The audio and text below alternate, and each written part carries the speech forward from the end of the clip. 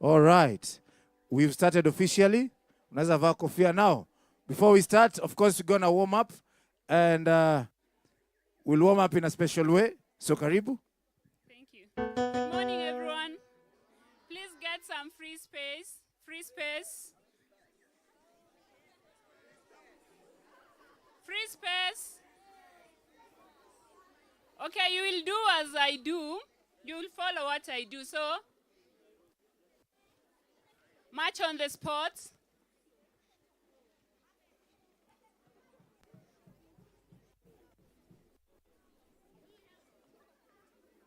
March faster. This is very important.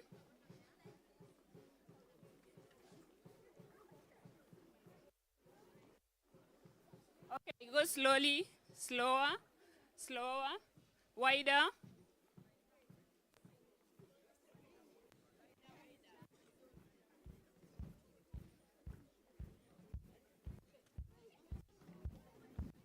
Now do this.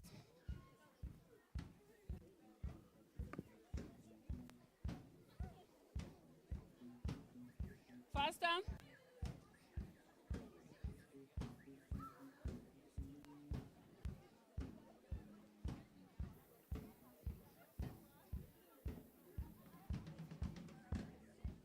Back to marching. Now lift your arms slightly higher.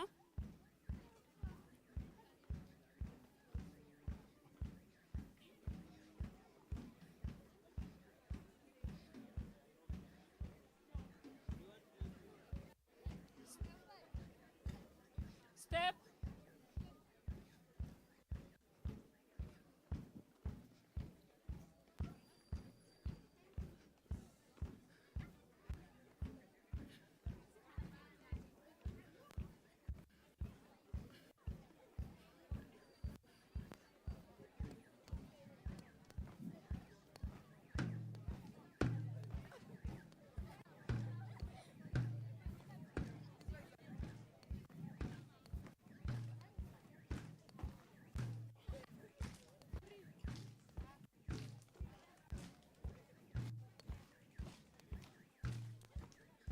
Make sure you don't punch anyone in front of you. Now just do this. Please don't punch anyone. Get a free space.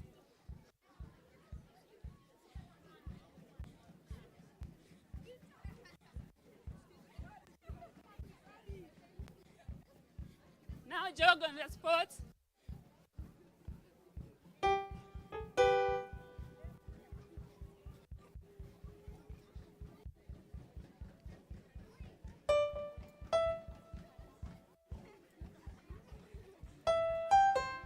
I march on the spot.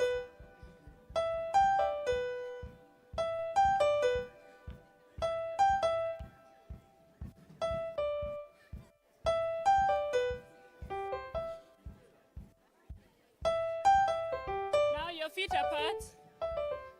Now we stretch, then we can go for the walk. So, your left go as far as you can. Don't force it.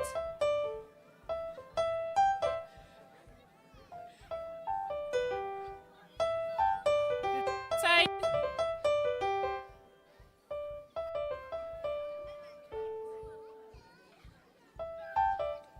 Go down.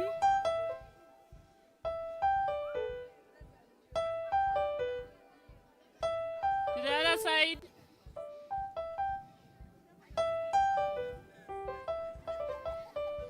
In front.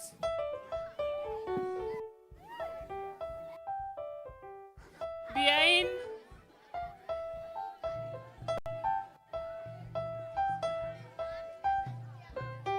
Tiptoe.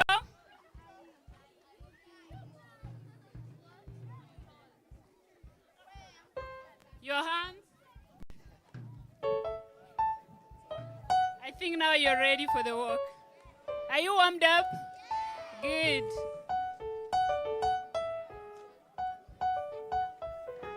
All right. Okay. Okay, so the prisons band is going to lead us. The prisons band is going to lead us. We're going to flag off the walk. No littering, no littering, no running. Just walk behind the prisons band, okay? Sawa sawa? Okay? So we're going to flag off the walk.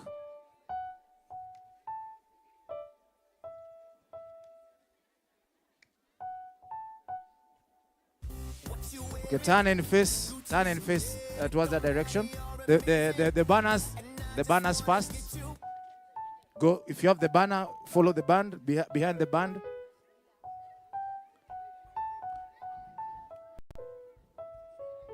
Stay behind the banner, stay behind the banner.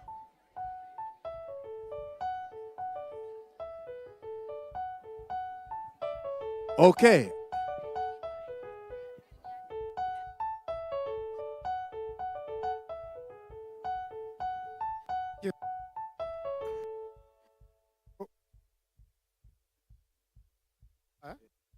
Check 1 2 1 2.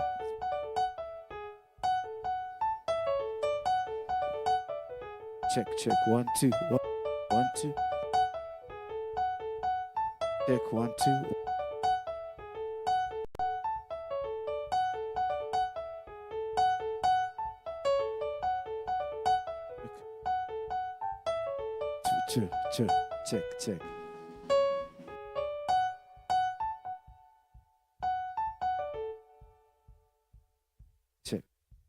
Check. Check.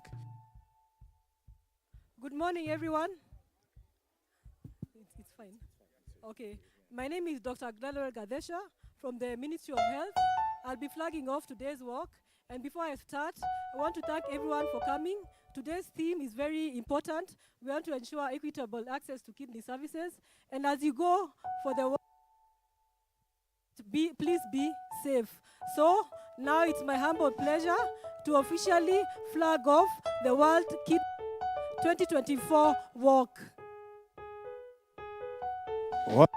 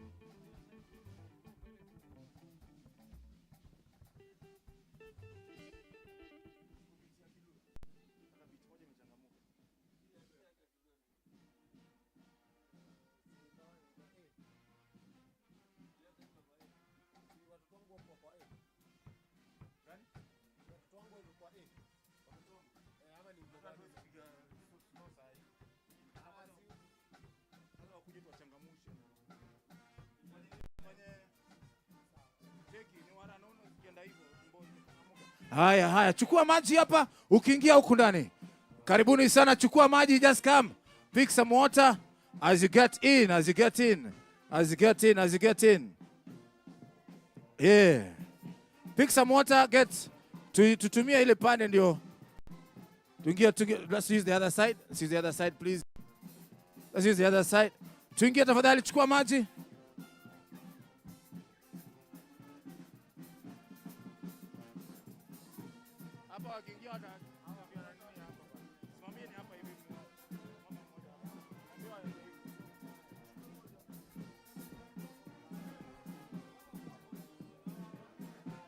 Tuchukue maji tukiingia pande ile.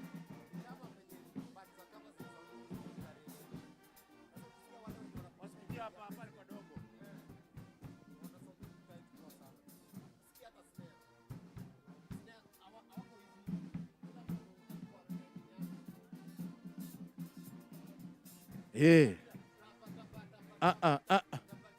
Please use the other side. Use the other side. Hapa kuna nafasi. Hapa ni padogo. Use the other side, please. All right, please. Chukua maji ukizunguka ukiingia. Chukua maji. Welcome very much, ladies and gentlemen. Pick some water. Usikae bado, ingia kwenye dance floor.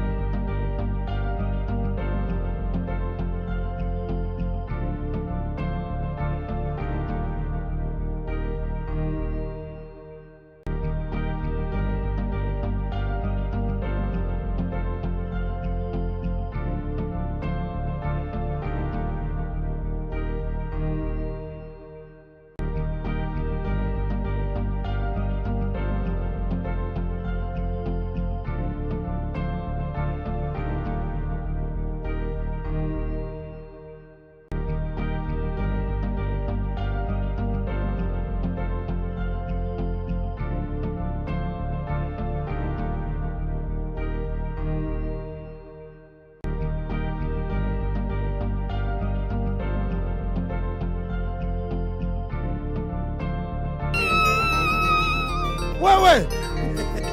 Hey! Mwana wa mberi. Mwana wa mberi bayaye. Bayaye ko. Mwana wa mberi bayaye. Bayaye ko. Mwana wa mberi bayaye. Bayaye ko. Mwana wa mberi bayaye. Bayaye ko. Mwana wa mberi. Hey! Mwana wa mberi. Mwana wa mberi bayaye. Mwana wa mberi Kenyatta. Kenyatta twende. Mwana wa mberi na fama Mwana wa mberi le big school le big Mwana wa mberi mayaye ko. Mwana le big school le big Mwana wa mberi mayaye ko. Mwana wa mberi, mwana wa mberi bashekero. Mwana wa mberi, mwana wa mberi bashekero. Aya! Mwana wa mberi, mwana wa mberi bashekero. Mwana wa mberi, mwana wa mberi bashekero. Kila mapega.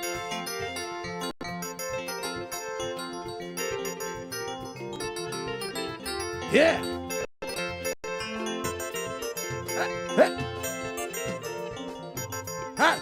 Twende kila mtu.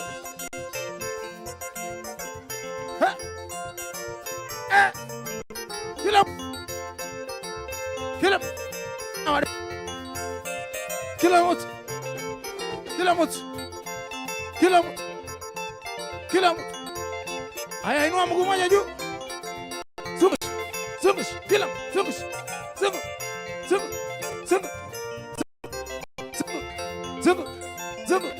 Aya. Hey, mikono juu. Mikono.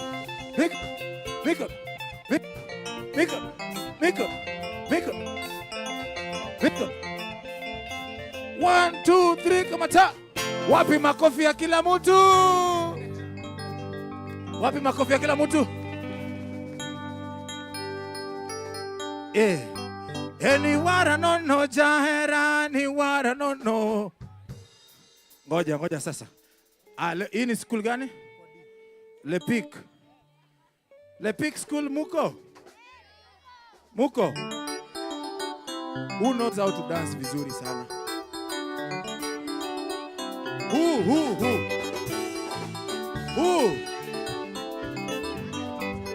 Anaitwa nani?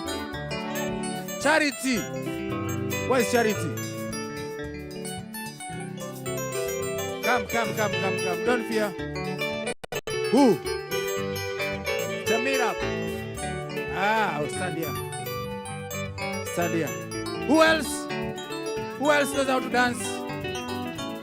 Who else? Baby, come. Stand here. Where is a boy? I want a boy. Who? You. You come here. You know how to dance. Okay. So we have how many people? 1, 2, 3, and 4. Okay? So the rest of us just stand behind kidogo. Now, where is St. Anne's? St. Anne's also join here. Everybody get a space and dance. Get a space. This is for children, okay? Okay, you guys, now I will start. Okay? I will start. Get some space. I will start. Everybody?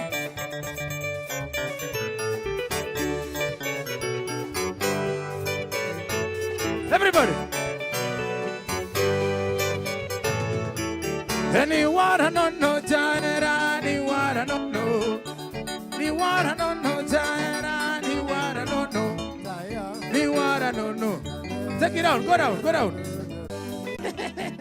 Come and stand here. Teach us how to dance. Teach us one step. Hey. When the band starts playing, you start 1, 2, 1, 2, 3. Let's go, Wayne. Stand here.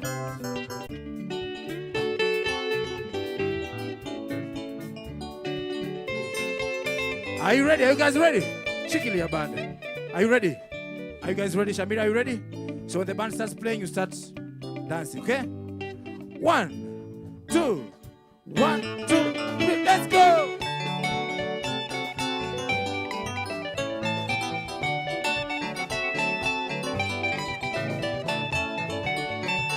Let's go! Yeah! Yeah! 1, 2, 3, Shikilia! Who else was here? What's your name? Debbie. Debbie, you're the last band. Teach us your dance style. Teach us. Hey. Everybody, let's go. All right. Shikilia. So, when the band starts playing, we dance, right? 1, 2, 1, 2. Everybody, let's go. Let's go. Let's go. Let's go. Kilamos, let's go. Let's go. Let's go. 1, 2, 3, come on down. So, Wayne, come here. You remember Wayne's style? Wayne, remind us your style. Remind us your style. Weka chupa chini. Remind us your style. Remind us your style. Yes. You take it slow on the side. Okay, that is. And then Samira's style, come. Your style. Yes, thank you. And then where's Debbie? Debbie, your style. So we're gonna do Wayne's style, Samira's style, and then Debbie's style following each other, okay? Are you ready? So we follow what they're dancing. Sawa? Muko sawa? Where are the other children from Lepik? Where are the other Lepiks? Come. Why are you sitting? Why are you sitting? Come. Mwalimu akiuliza museme ni mimi nimewaambia mkuje. Come, let's dance together. Okay, are you ready? 1, 2, follow Wayne. 1, 2, 3, let's go! Let's go! Everybody go! Let's go! Wayne, go! Let's go! Everybody, let's go! Wayne, go! All right, Samira next. Let's go. Let's go. Let's go. Let's go. Let's go. Let's go. Everybody, let's go. Let's go. Let's go. Let's go. Let's go. Everybody, let's go. All right, Debbie, you're next. Let's go. Let's go. Yeah. Yeah. Everybody, let's go. Let's go. Hey. Hey. 1, 2, 3, shikilia. Wapi makofi kwa watoto? Wapi makofi kwa watoto? Ai, simupige watoto makofi vizuri hawa. Okay, thank you very much, Le Peak School. You have a presentation to make? You don't have, you have a presentation or you don't? Do you have or you don't? You have. Go and prepare. Go and prepare your presentation, okay?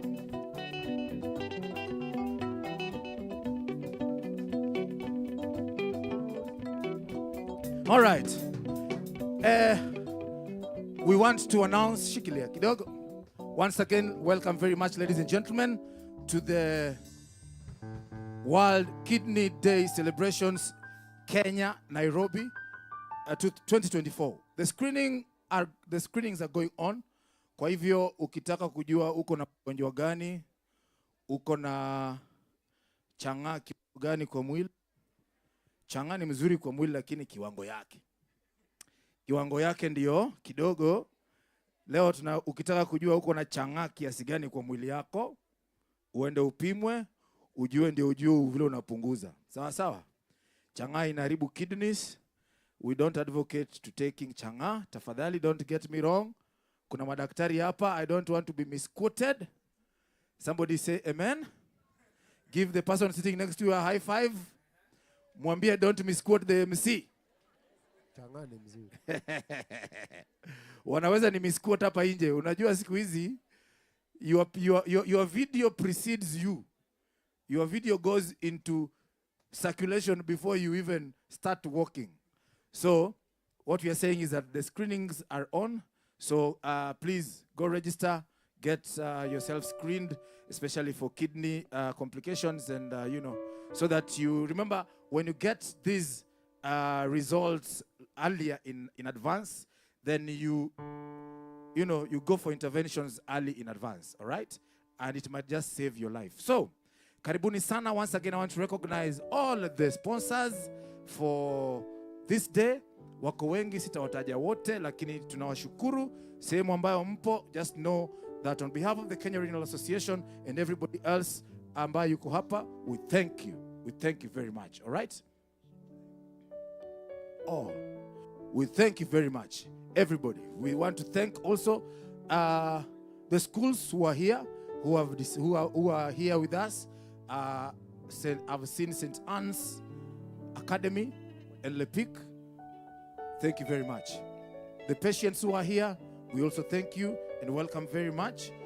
We know that you will be better, and we know that everything will be okay. The doctors, the medical officers, all the medics around, the nurses, thank you very much for the work that you're doing.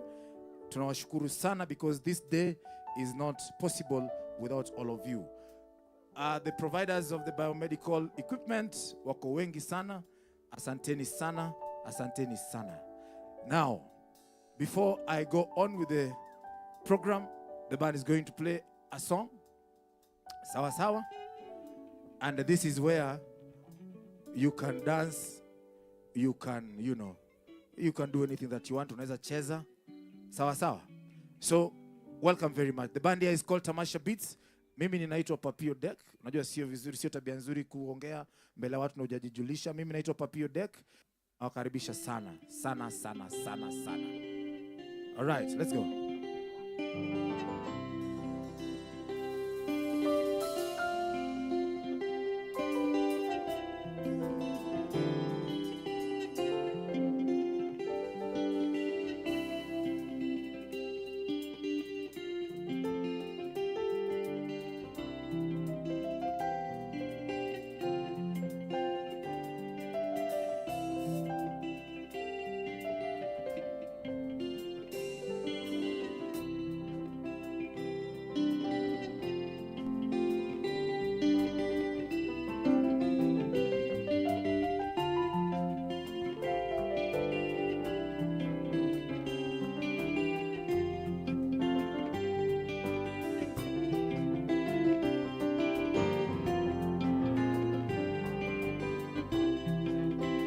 All right.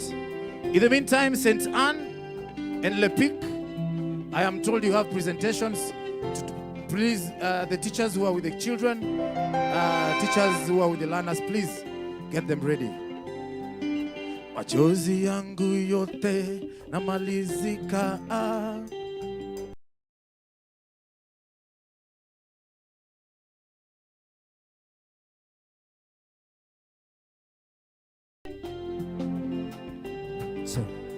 Iye paka ni mawazo, iye paka ni kuwaza waza, we unarenda,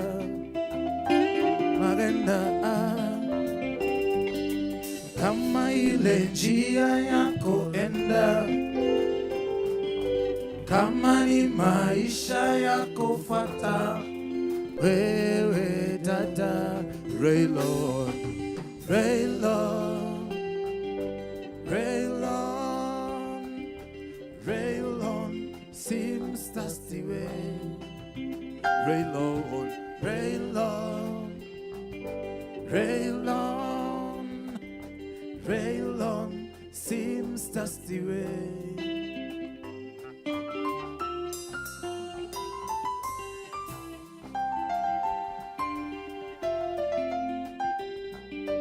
Mie paka ni mawazo,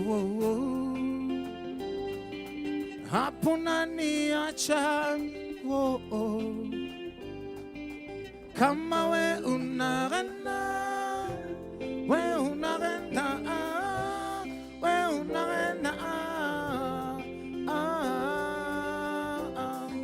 umiwa, rail on, mama, rail on.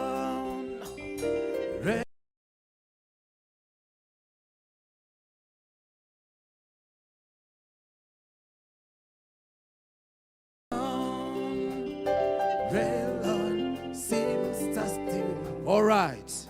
Now, where are the patients? The patients. The patients. Wale wanaweza simama. If you're a patient and you can stand. Kama wewe ni patient wanaweza simama tafadhali. Tusimame. I want you guys to engage in some little activity. Kujaza tu kidogo. So if you're a patient and you can stand. If you can stand. Sorry? Watasimama. No, see, lazima ikuwe surprise. All right, so I want, this one is a special education to the patient. Sasawa? So kama mnaweza simama the better. Sasawa? Let go. 1, 2, 3. Machozi yangu yote na malizika. Mie nitalala na nani. Hey, wewe unaenda. Ona sasa. Shikilia. Wapi makofi? So I want to make this deal a little bit sweeter. Now I want the patients to stand and their doctors to stand. Sawa sawa. The doctors to join them. Sindio? Madaktari wasimame wasisimame. Wasimame. Once again madaktari wakuje na patients wao wako hapa, hata nurses wao wakiweza wajoin. Sindio? Tuende tena. 1, 2, 3, 4. Machozi yangu yote na malizika. Iye nitalala na nani. We unaenda. Can we walk? Unaenda. Wala tunaweza tembea tuende. Iye nitalala na nani. Twende. Yako enda. Kama ni maisha yako fata. We dada. Raylon. Ona sasa. Raylon seems that's the way.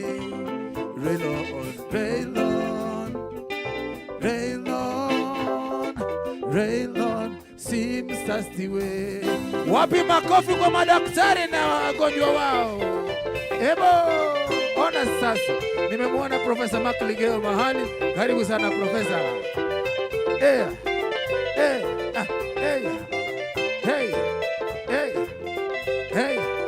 Haya. Twende. Kila mtu twende chini. Twende chini. Twende juu.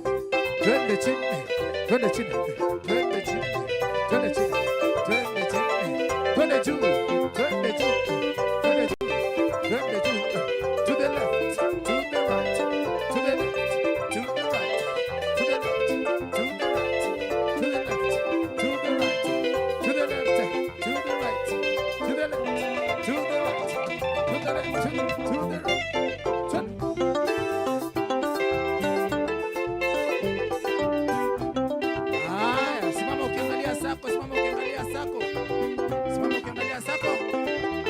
All right. Professor Makligeo ingia ndani. Kila mtu mikono juu. La. Prof ingia ndani. Ringa kidogo Professor. Ringa kidogo Professor. Professor ringa.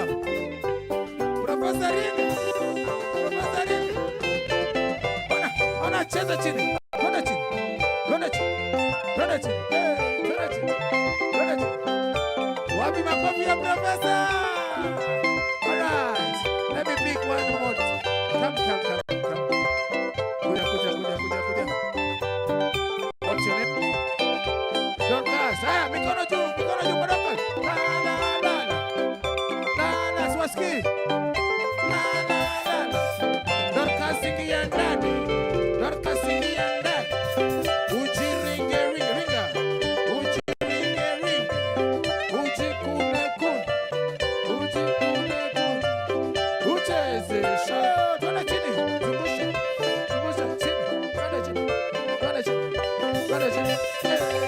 Wapi makofi kwa Dorcas? Kila mtu. La. Kila mtu ingia ndani. Kila mtu ingia ndani. Ujiringe. Go round. Ujiringe. Ujikune. Ucheze. To the right. To the right.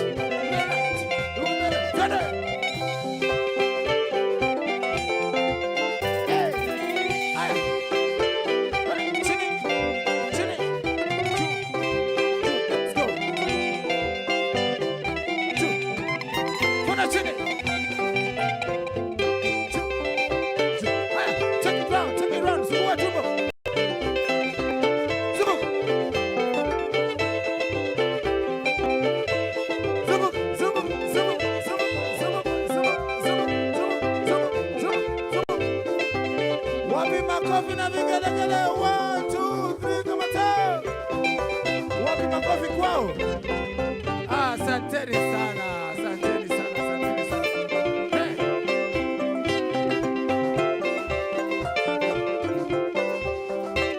Yes. Hey. Hey. Lepik Primary School. Lepik School. Come with your presentation, Lepik. But let's go. Lepik.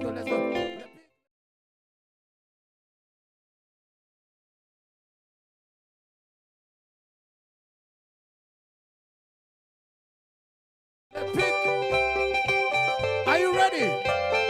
Wale wanafanya presentation wako wapi? Ni nyinyi? Aya, follow me as he does, okay? Let's go. Are you ready? Let's go. Let's go. Let's go.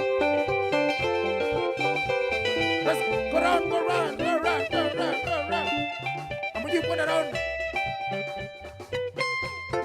Right, let's go.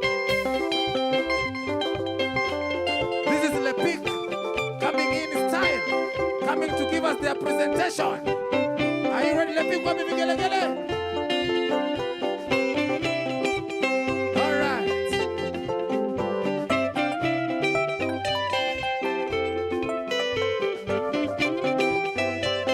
Vic, microphones. Mr. Vic. Hi, jipangeni Lepik. Lepik. Down here is fine.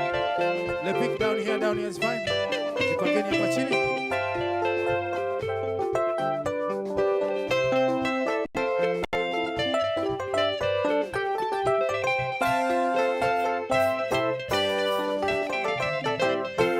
Jipangeni.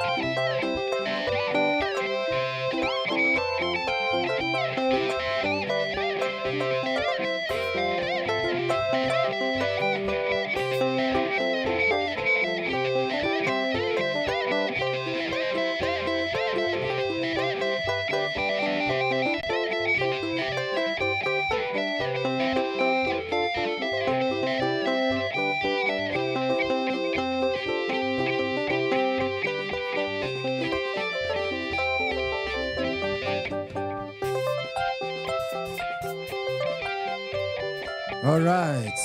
Lepik, are you ready? Are you ready? Are you ready? Shikilia. Ladies and gentlemen, give a very big round of applause to Lepik School. Tuwakaribishe. Isimuwapigie makofi vizuri. All right, that's more like it. All right, Lepik School, welcome very much. Sawa sawa. Let's go.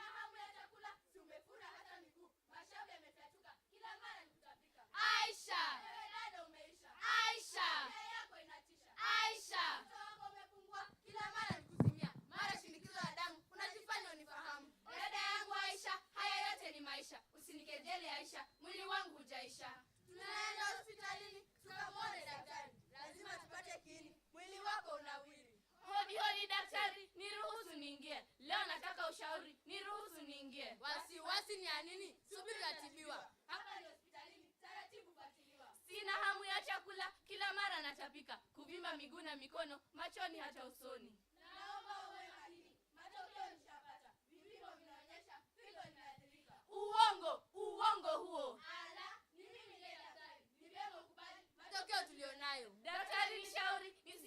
kinyogomeo. Afya yangu iwe shwari, niishi miaka nenda. Figo kiungo muhimu, hatupasi kupuuza. Ni bora kuweka kinga badala ya kutiba. Naelewa daktari, mwili wangu na utunza. Kila siku nala nyama, chai sukari iliyokolea. Eti nini? Mazoezi siyafanyi, hata matunda sitamani. Soda nayo naipenda, mboga kwangu ni shetani.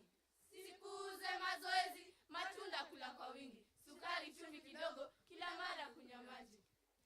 Jukwani tuondoka, tarudi kwetu shuleni. Fagio tumezishika, maradhi figo tuzieni. Wewe, wajibika, maradhi sikomesheni. Shabash. Wapi makofi kwao? Wapi makofi? Shabash. Figo muhimu. Figo kiungo muhimu kwa kwa Figo kiungo muhimu kwa mwili, donge. Oh, sorry. The influence is so much. All right, give a big round of applause to the Peak School, ladies and gentlemen, once again.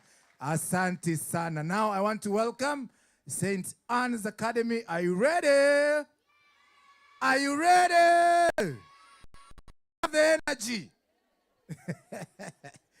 Na nyinyi pia mkuje mujipange. Kujeni mjipange. Come and arrange yourselves. Arrange yourselves, eh?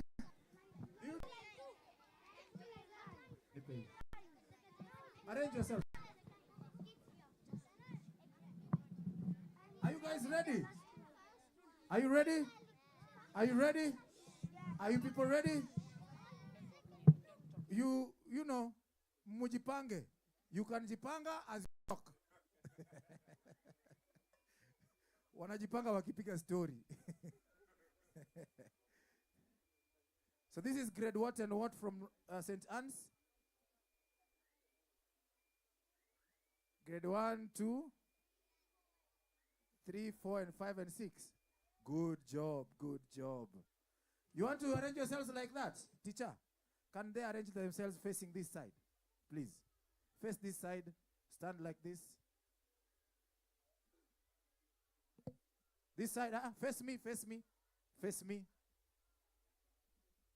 Go and stand there. Leave the mics first, just stand.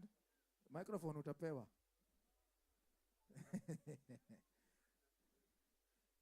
You are good. Just stand, eh? Gota. Okay? You look beautiful. I'll say it again. You look beautiful. Good. Hawa kubwa ukiwaambia they look beautiful wanakuangalia tu.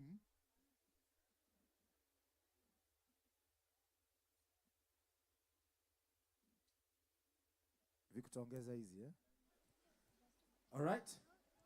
So are you ready? Yes! Are you ready? Yes! All right. So just talk. The microphone will capture your voice, okay?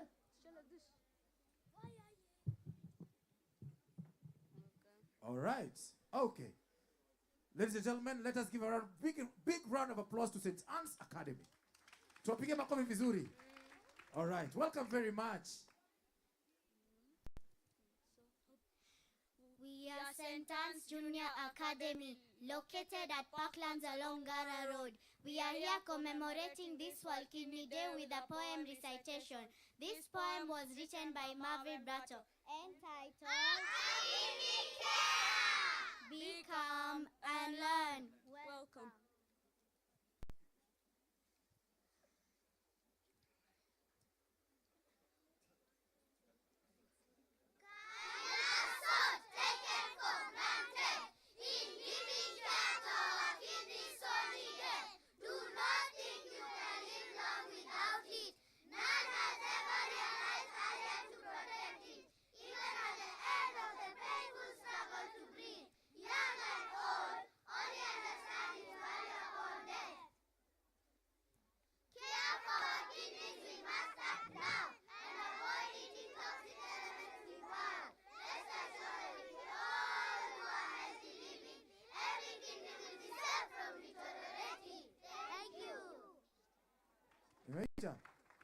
Nifupi. Oh, do you have another one? You are doing another one. That is it. That is it. Give them a big round of applause, ladies and gentlemen. Ni mimi nimezubaa. Wapigeni makofi, wapi vigelegele kwa watoto? Thank you very much guys. Kuna ingine?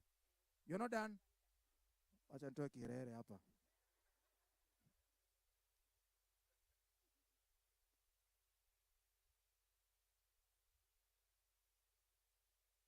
All know, kidneys are very special organs in our body.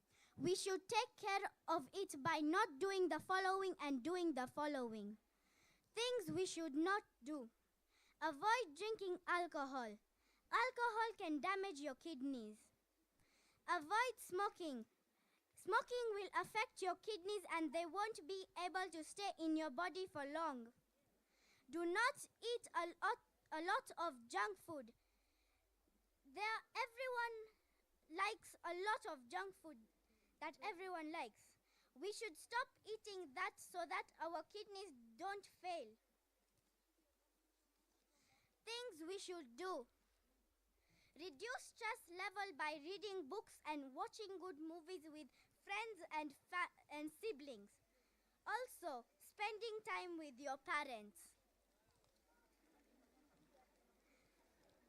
Drinking plenty of water.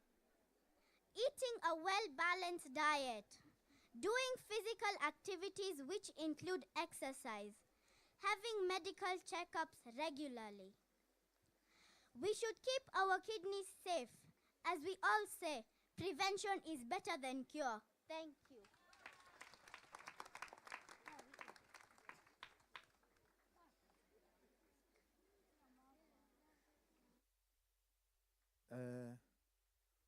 Sasa wamemaliza cha ukweli. Wapi makofi kwao?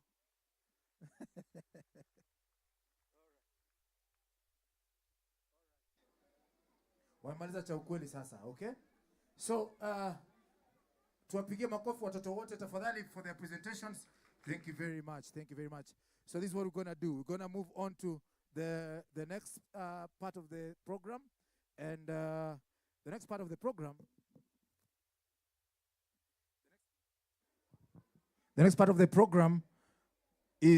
will involve brief speeches, I believe, brief.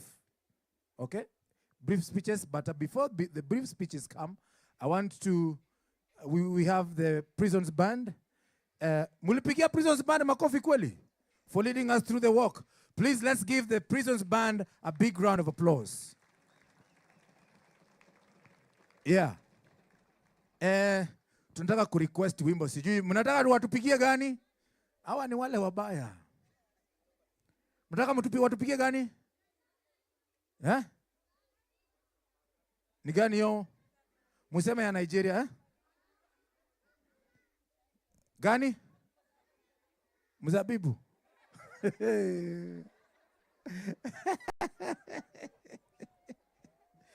Mutapiga mzabibu. Mzabibu wakipiga munachukua selfie, tunapeleka kwa TikTok. What is the hashtag, by the way? What is the hashtag? I know we are streaming live, right? What is the hashtag that we are using on social media? World Kidney Day or something? It's Kidney Health for? Hashtag Kidney Health for all. Hashtag Kidney Health for all. Ukipiga picha, please, when you're posting it on social media, hashtag Kidney Health for all. Tag Kenyatta Hospital, tag Kenya Renal Association, to tag sisi wote so that we trend. Sawa? Ukienda TikTok, weke mzabibu yako, weka tag yetu. Okay? So, I want to welcome the Prisons Band to give us one number, and then we transition to the next part of the speech that will be led by Dr. Wambogo.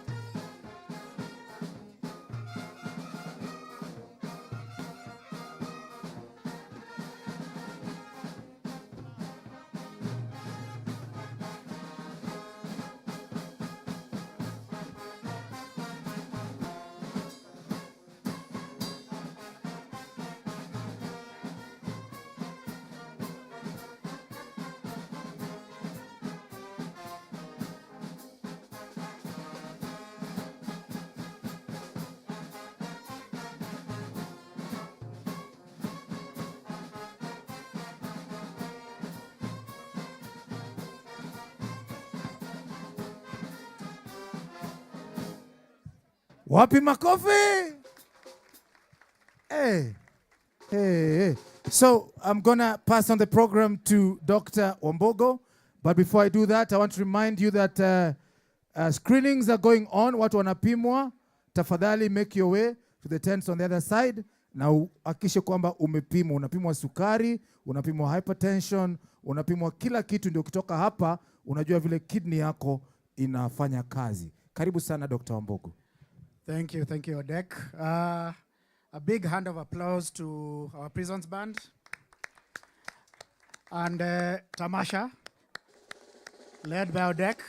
Thank you very much for that. Gives me great pleasure to welcome you all here today in KNH. We are here to celebrate the World Kidney Day, which is something that we do every year, every second Thursday of March.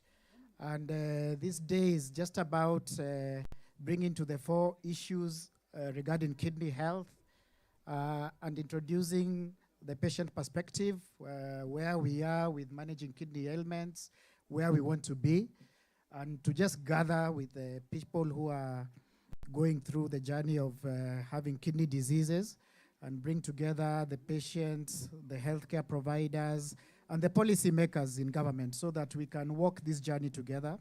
And the whole idea being that we should bring kidney health for all. The theme for this day's event is Kidney Health for All, and it's about advancing equitable access to care and optimal medication practice. So we'll hear from various speakers today, both doctors, patients, and eventually policy makers, so that we can have this conversation. And hopefully by the end of the day, we'll have some better understanding of where we stand today and where we will be wanting to go in the future. So without wasting too much time, I want to invite the host organization president. This event is hosted by the Kenya Renal Association. Kenya Renal Association is a professional association of kidney doctors and affiliated staff. And they work with many friends, including patients, nurses, industry, and even the fourth estate.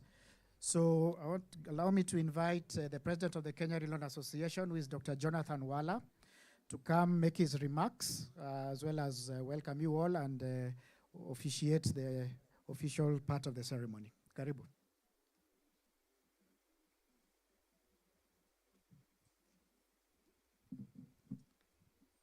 Thank you very much, Dr. Wambogo.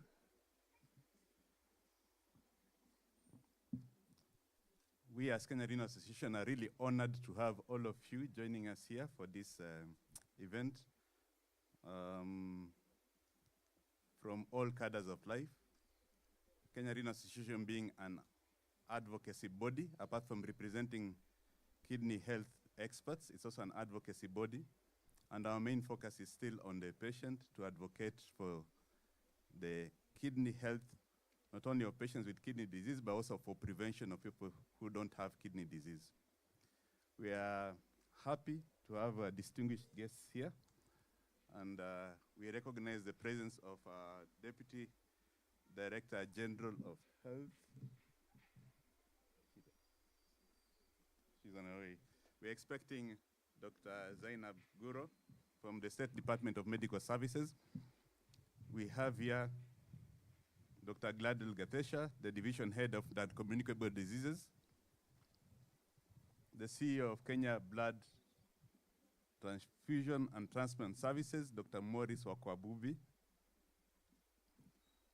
the Director of Medical Services of Kenyatta National Hospital, Dr. William Sigilai, who is also my former teacher, the head of the renal desk at the Ministry of Health, Dr. Stephen Mutiso, the director of what we know of as IAKI, but now it's deemed to be called East Africa Center of Excellence in Neurology and Nephrology, Professor Mungai Ngugi, together with its project manager, Dr. Ajuk,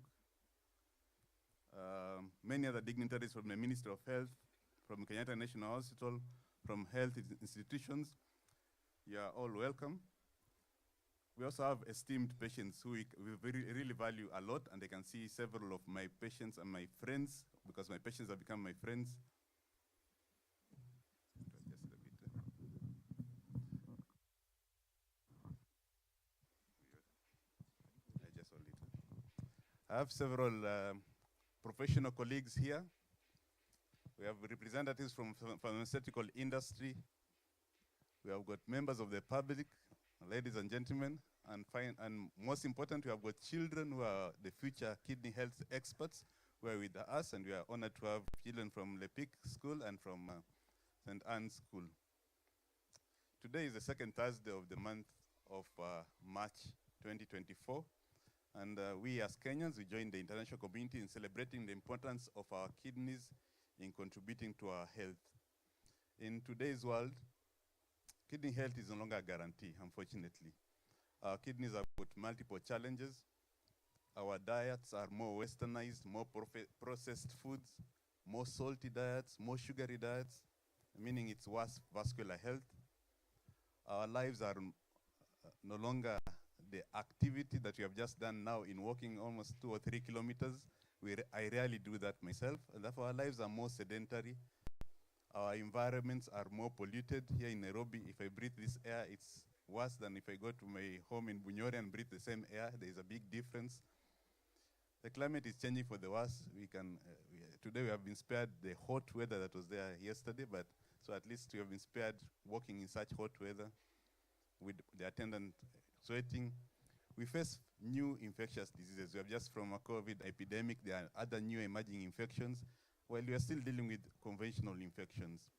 It is therefore small wonder that the proportion of people living with kidney disease is at an all-time high. I have to give you some statistics. 1 out of every 10 human beings, and that means 1 out of every 10 Kenyans, has got chronic kidney disease. This represents maybe 5 million people who have got chronic kidney disease. You don't see them because they don't come to hospital and they fall off along the way. Kidney disease kill more and more human beings, and kidney disease as a cause of death has progressively risen up the ranks of deadly disease. 2 decades ago, it was number 19, currently at number 7 or 8, and we expect in the next decade it will be in number 5. And therefore, it's an important disease. Treatment of kidney disease also gobbles us up a significant proportion of the healthcare budget. We can't think about kidney disease without thinking about what it implies for our pockets. This proportion becomes bigger the more advanced the kidney disease, such that management of kidney failure by hemodialysis in the 2023 financial year costs 3.8 billion for NHIF. It had almost doubled in a period of 3 years. If NHIF insurance cover is unavailable, unfortunately, then this is a costly disease. It consumes a significant proportion of the household budget. It results in catastrophic health spending. People go into debt, and there's worsening poverty. And so most of us who are older will remember the times when such things used to happen.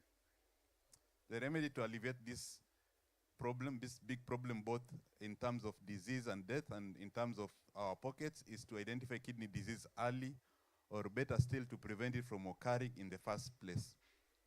Happily, the tools for identifying kidney disease are simple and they're well established. A readily available blood pressure machine.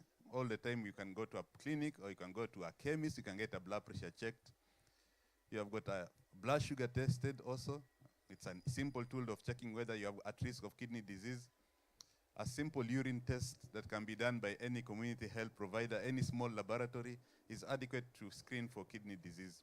These tools are affordable even at the very primary healthcare level of community health providers.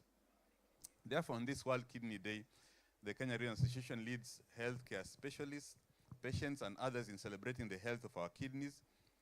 We use these simple tools to screen for kidney disease and to remind us that awareness as well as early identification is key towards prevention of this important disease. This year's theme of World Kidney Day is advancing equitable access. I think the emphasis should be on equitable, but this access is to care and to optimal medication practice.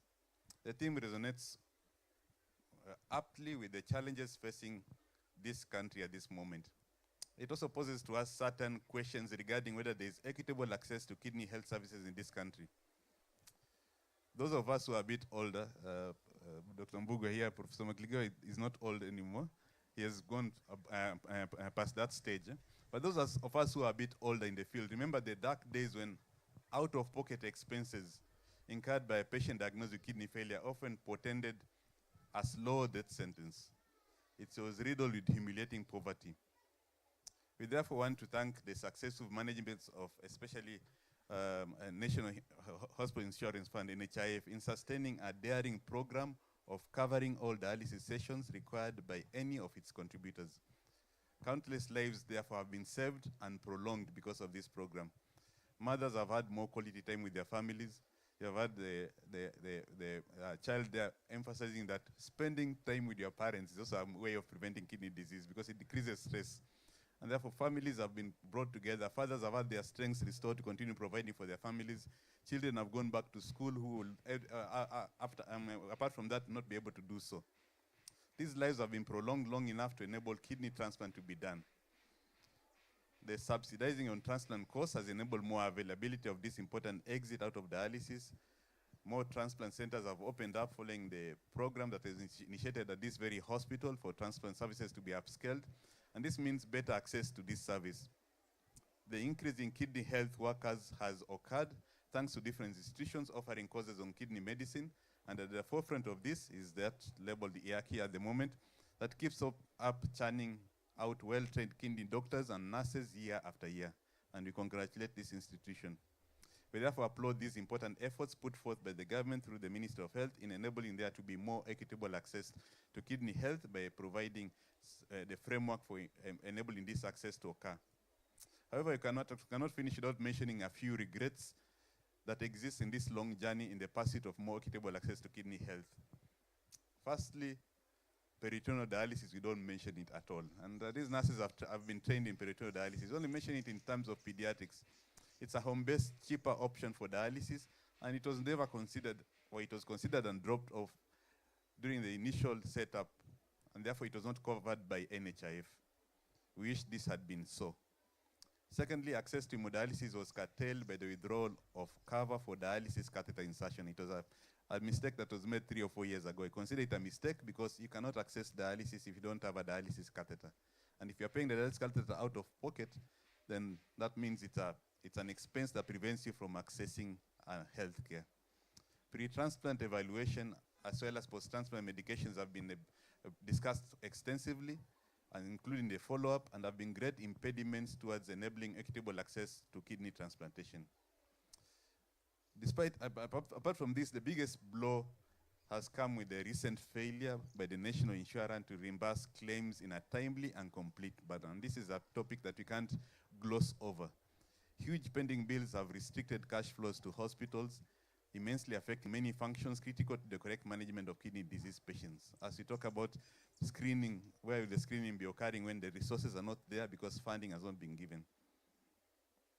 Most affected are dialysis units whose only stream of revenue stems from National Hospital Insurance Fund. As a result, as I talk now, a number of dialysis units have had to completely shut down. There are 2 or 3 in Mombasa, there's one in Eldoret. Several of them are facing closure. They are just surviving on their knees, pleading for patience from suppliers while curtailing aspects of patient health care like regular administration of medications, like evaluation for laboratory tests, like seeing the doctor, because now you have to focus on, are you going to buy the consumables or you're going to do these extra things? And these extra things are important for patients' health care.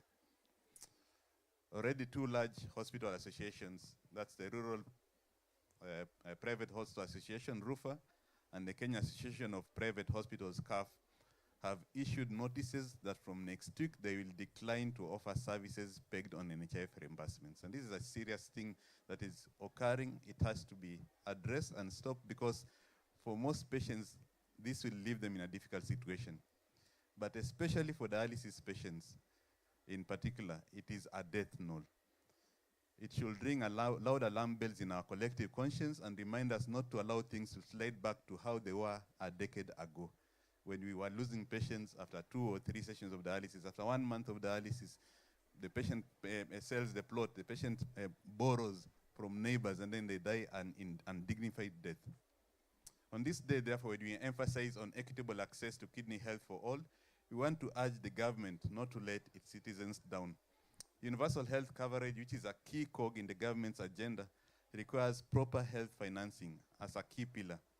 We warn those in the Treasury, in the Ministry of Health, in the now Social Health Authority, that the lives of these dialysis patients are in their hands.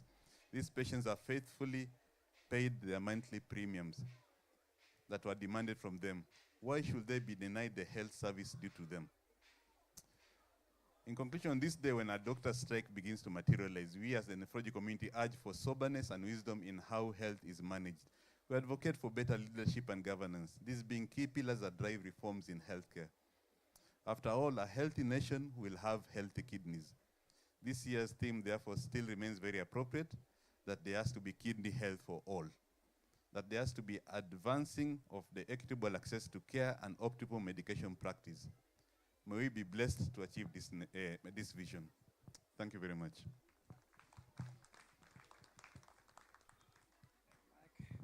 Thank you, thank you. A round of applause for Dr. Wala. Check 1, 2. Asante sana. Before we proceed, I have a quick announcement from security. Could the owner of car number plate KDK 680N, it's a Toyota Lexus, kindly go to your car. You've blocked the pathway.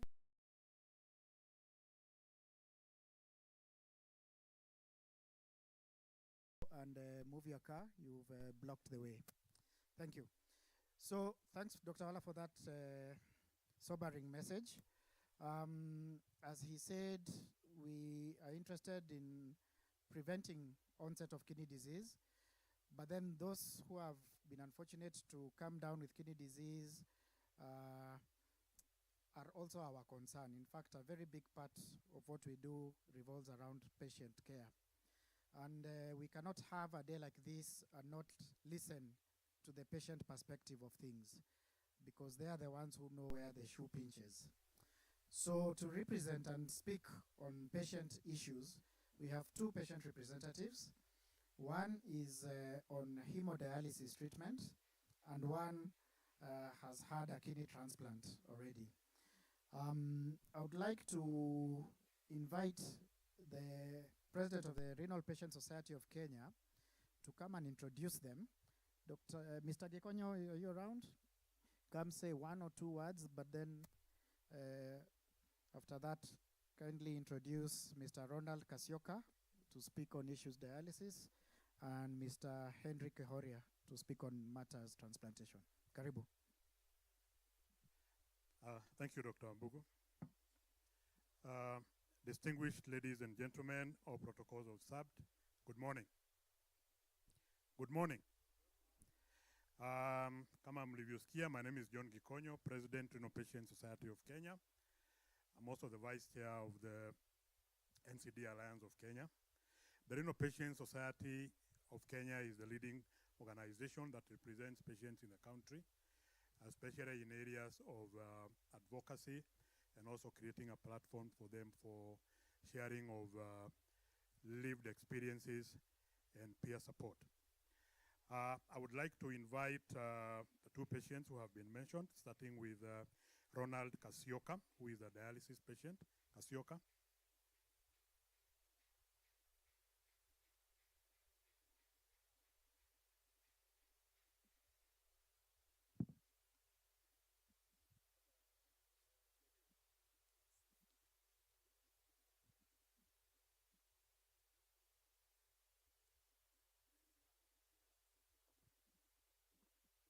Good morning. My name is Ronald Kasioka. I'm a dialysis patient here at Kenyatta National Hospital. Last year, I was not able to go for the kidney walk. I was healing from a leg surgery I had the year before. But this year, I told myself that I have to go, and by God's strength, I was able to walk the whole journey. I stand before you today.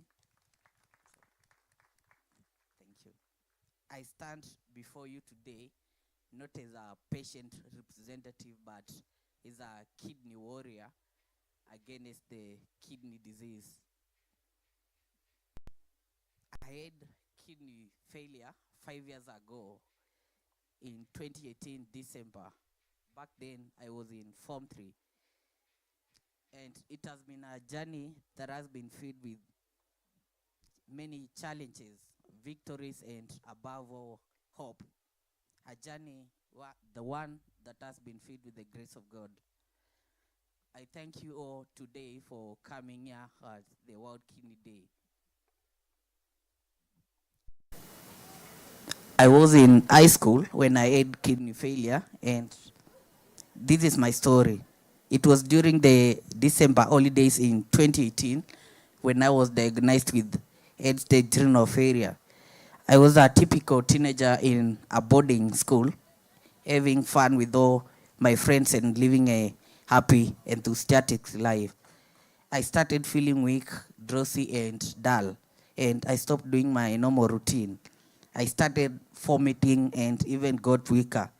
At first, I thought it was because I hadn't eaten or I was tired, so I kept the symptoms, hoping that they would just vanish like the wind, but they did not. The symptoms got worse, and that's when my parents decided to take me to the hospital. The doctors checked to see what was going on with me, and they found out that my kidneys were not working properly. They did everything they could to stabilize me, and I was put on dialysis treatment twice weekly. Balancing between school and going to the hospital was sad, and I know it's still hard for many young patients on dialysis, having to come for dialysis twice every week and still manage to go for school. My life isn't exactly normal. I feel exhausted every day, and even small tasks can feel overwhelming. When your kidneys start to fail, particularly in stage 3, 4, and 5 of kidney disease, because things become even more challenging. You start experiencing swelling because your kidneys can't remove the water from your body, and waste products like potassium and phosphate. It's been 5 years since I was diagnosed with kidney failure and started dialysis treatment. I still go for dialysis treatment at the Kenyatta National Hospital. It is a big challenge, but I try not to see it as a challenge. I have deep love for life, and I strive to stay strong no matter what. I want to live and cherish every single moment. My goal is to achieve all my dreams and inspire others with my story. And I've written a book. It's titled Embracing Hope, a powerful journey through kidney battles. I share my story battling kidney failure for the past 5 years. I want to encourage and inspire other patients on dialysis and also people going through difficult challenges to show them that you can still live your life. It doesn't matter what you are going through. You can still do your things. You just have to trust in God and keep pushing. And lastly, I want to urge every one of you to prioritize your kidney health. Get regular checkups, especially those at higher risk due to diabetes, hypertension, or family history of kidney disease. Know your risk factors and listen to your body signals. Early detection through simple tests can enable timely intervention and better management of kidney conditions.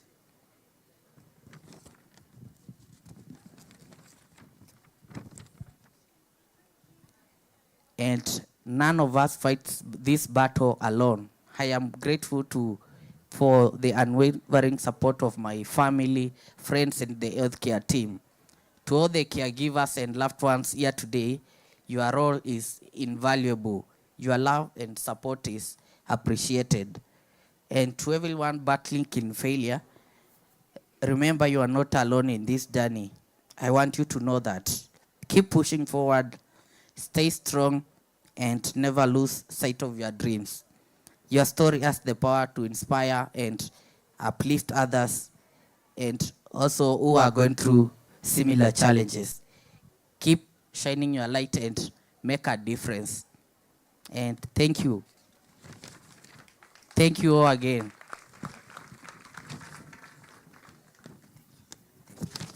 Thank you, Ronald. Probably kuja kidogo. There is something you didn't say about the book. Is it free? Is it on sale? Oh, a copy of the book is going for 600. Oh, yes, and thank you. Okay, please give me a copy after this. And I encourage all of us to support Ronald with by getting a copy. And we wish him well in his journey to recovery. Next, we shall hear from Henry Kehoria. Henry is a recently transplanted patient. Henry.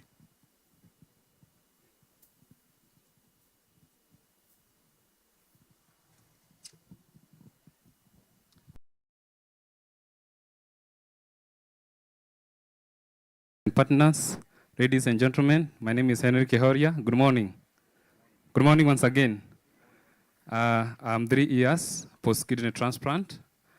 I was diagnosed with kidney failure back in 2020 during COVID, as I was experiencing very high blood pressure. And when I went to the hospital on 12 May 2020, the doctor told me that my kidneys were not working. Actually, he told me that the kidneys were working at 4%. So I needed dialysis immediately, and I started my hemodialysis twice a week from that day. Then eventually, that journey was so difficult to me because I was at my youngest age. Actually, I had just completed my college education. And then 2 months later, I was shocked to be told that I have kidney problem. But I didn't lose hope because I had very supportive family members and friends who walked with me through that journey. And on 2021, May 19th, through the generosity of my sister, who was my donor, she donated a kidney to me. And that's why I'm here today, to show you that kidney transplantation can transform somebody from one stage to another stage. And therefore, that's why today, as we say kidney health to all, we are really emphasizing on kidney transplant for those patients on dialysis. And there are many challenges that we face during dialysis, especially like myself. I was just finished my college, and then hata sikuwa nimepata kazi. So when I was just there stranded, I didn't know what to do. I don't know what would happen next. In fact, I thought that my future was not certain. I didn't know, or tomorrow I will live or die. But eventually, after transplant, life changed again. During that dialysis period, I did not pee for around 8 months. But on that dialysis day, my doctor told me that I had moved water 18.5 liters.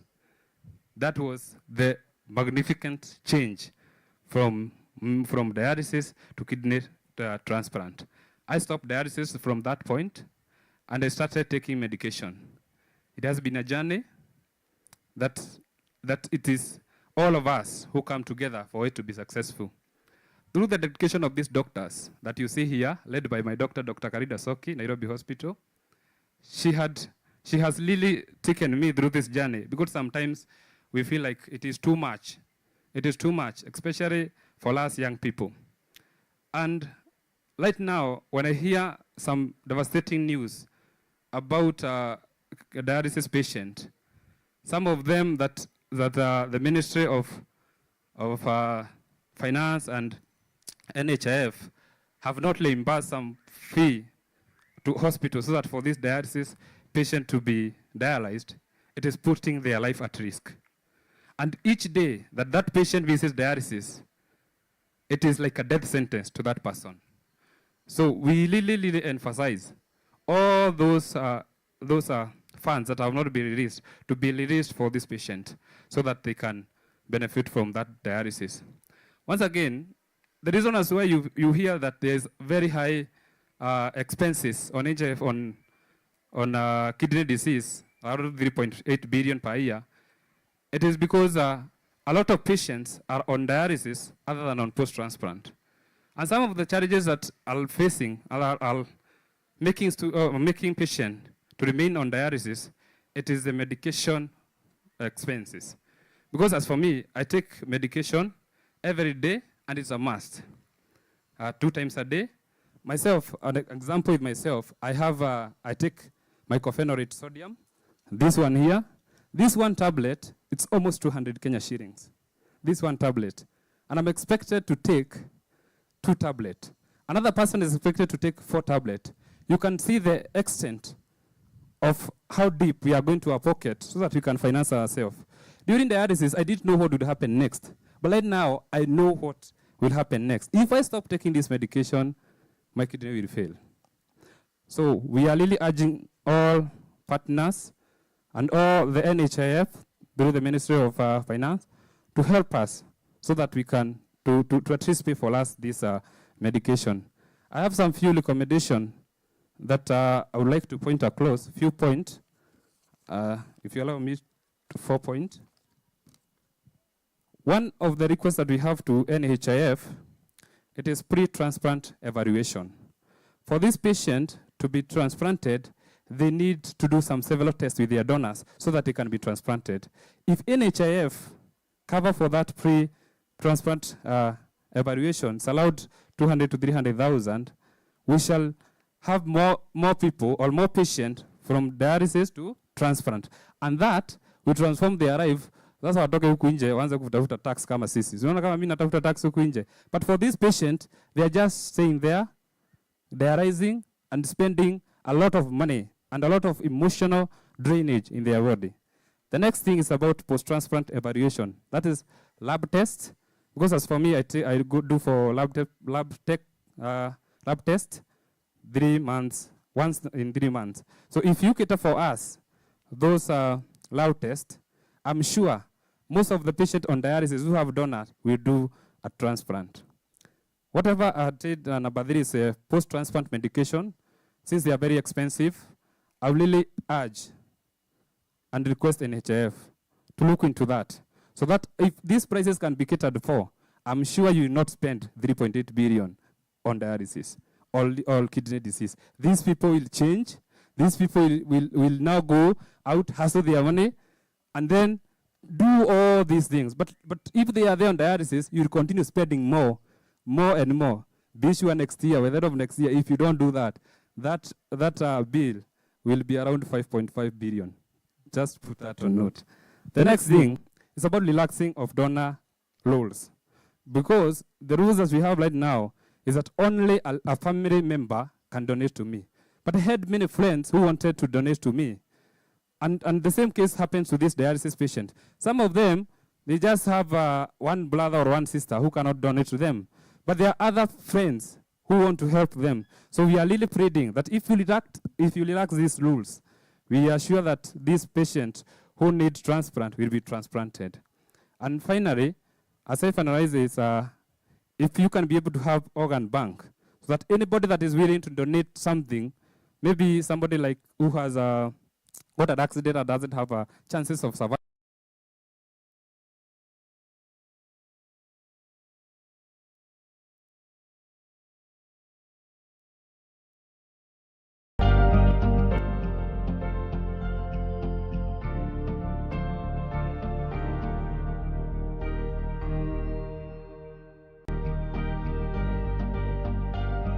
Mileage of kidney transplantation. Thank you so much, and God bless you. Thank you. Thank you, Kehoria. I would like to make a few remarks before I sit down and start by saying that I'm a kidney patient myself. I got a transplant 9 years ago in this hospital through the kind donation of a kidney by my sister. And I'm forever grateful to my sister, my family, and the hospital, KNH, and all the doctors who have supported me and kept me healthy until now. I think we've heard what the patients have said. And if you look at today's theme on advancing equitable access to care and optimal medication, it's a very timely theme because there are some things that are happening right now. Kehoria has requested about relaxing of the transplant rule so that we can have more people donating, and also about organ retrieval for deceased organ donations. And I'm happy to say that there are some things going on around that area. And among our guests today, we have the head of the Kenya Blood Transfusion and Transplant Services, Dr. Wakwabubi, accompanied by one of his directors, Dr. Evelyn Shege. And I'm sure if they are given a chance to speak, they will be able to mention one or two things happening in that area. We're also aware that there is a new health financing scheme coming up through the Social Health Authority. And Social Health Authority now encompasses 3 funds: the Primary Health Care Fund, the Social Health Insurance Fund, and the Emergency Chronic and Critical Illness Fund. And if you look at the regulations around the Social Health Insurance Fund itself, and I have an official document here. You can see it has the government crown. I'm going to read to you what it says or recommends for what we're calling a renal benefits package. For dialysis healthcare services, it says management of kidney failure due to chronic disease or acute disease through dialysis, including 1, consultation and specialist reviews; 2, cost of the temporary catheter and insertion and removal; 3, nursing care and dialysis services; and 4, routine laboratory investigation. And this should be accompanied by dispensation of medications and maintenance drugs, counseling, and follow-up. That is for dialysis service. Wanini hampigi makofi?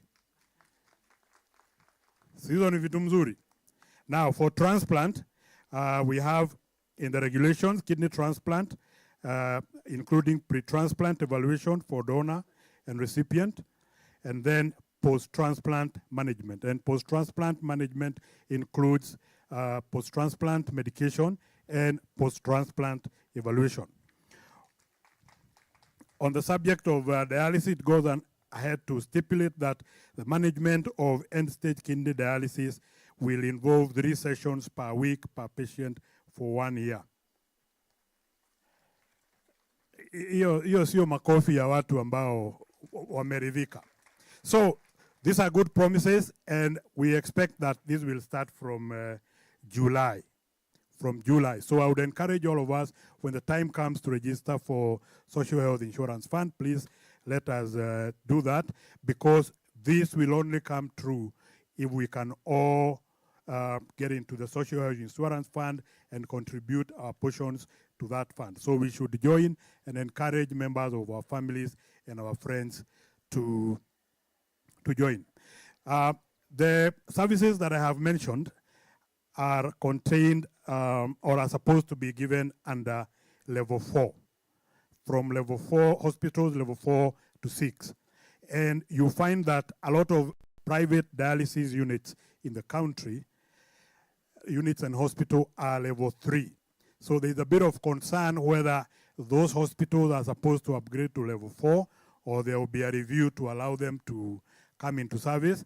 And I think in the intervening period between now and July, we need to clear some of these things so that everything that needs to be done is done and is ready, because dialysis cannot wait. We cannot hold dialysis as we iron out some things. So anything that we can clear between now and July, let us work on it so that we have a smooth transition from the current arrangement to the new one. We have had mention of the threat by the Rural Private Hospital Association to stop serving NHIF patients from Monday. Some of those hospitals and units encompass dialysis units, so we are worried that some of our members may not access dialysis from Monday. That is unthinkable, because if somebody on dialysis does not get dialysis, then the only way The only thing that is going to happen after that is that they are going to die because they cannot pay out of pocket. We urge all the partners and the stakeholders involved in this situation, please get together, resolve this matter so that we do not have any disruption of dialysis services, because that will be tantamount to a death sentence. We have been requested to issue some information regarding the services that I have mentioned here that are being prepared for, particularly the transplant. And there is one question we are still not able to answer. How many are we? Tuko wangapi? It is a difficult question because we do not have a specific point where we can go for this information. We do not have a substantive renal registry. And right now, the people who are working on the benefits package are looking for this information, and the information we have out there is neither here nor there. It is not concrete. So I'm challenging all of us, especially the people behind me in the dais, that we need to come up with, with renal registry. And I am glad that Dr. Mutiso, who mans the renal desk at the Ministry of Health, is doing something about this so that we are able to give these figures, this data, because data is the new oil. Like they say, you cannot do anything without data, and we need data on renal patients, transplant, dialysis, all things renal, so that the planners, the people who are working, the duty bearers who are working on this are able to know the number of people they are working for, and no one is left behind, which is the motto for universal health coverage. Something else I would like to point out is that some of the changes that have happened recently have affected some of our members, particularly the stoppage of the Eduafia. We have some patients who are relying on Eduafia for post-transplant medication. Eduafia has been stopped. They have been left hanging. And we don't know what to do with these patients because now they are in school. In fact, we have one patient who is a patient in this hospital called Kezia Karemi. She is a patient. She needs support with medication, and she cannot continue getting help from Eduafia because that has stopped, but no one has told her what is supposed to happen after that. She's a candidate this year, and instead of being busy concentrating on her studies, she's busy worrying about where to get the next dose of medication. We urge, again, the stakeholders, the partners, the people engaged in this to please come up with answers for some of these situations. Finally, I would like to thank Kenyatta National Hospital for the continued support for hosting us. As kidney patients, we have previously requested KNH to give us a pay point, particularly at Pharmacy 40. Glad to observe that this has happened now, and we are able to pay for medication at Pharmacy 40 without roaming the hospital looking for a pay point. So, asante sana KNH. There are still hitches with payment here, particularly after transitioning to e-citizen, and we know some of those challenges are external to KNH, but we do hope that they will be resolved and that the service access through at KNH becomes as smooth and as friendly to patients as possible.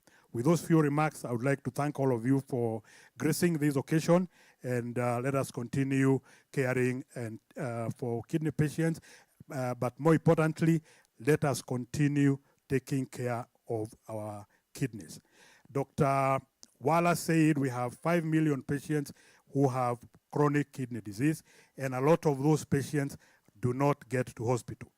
But from July, when we transition to the Social Health Authority, we expect that everybody in Kenya should be able to access a health facility without any out-of-pocket expense. And therefore, we should be prepared that the number of kidney patients seeking health care will increase from July, and therefore we should also be ready with all the facilities, the doctors, the products that are required to cater for this population. Otherwise, the good thing we are going to get from Social Health Authority might turn into a crisis if we do not take early steps to prepare for this. With those few remarks, thank you very much and enjoy your World Kidney Day. Thank you. Thanks, John. Let's have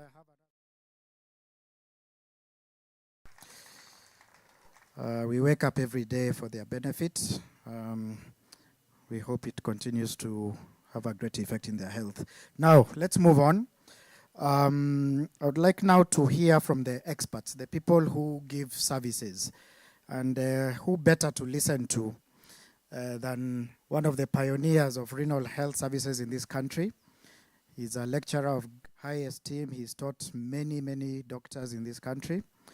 Professor Seth Makligeo, karibu sana. He's currently a trustee of the Kenya Renal Association, and he's just going to speak to us about the journey of kidney health thus far and where he expects to see us go in the coming days. Prof, karibu sana.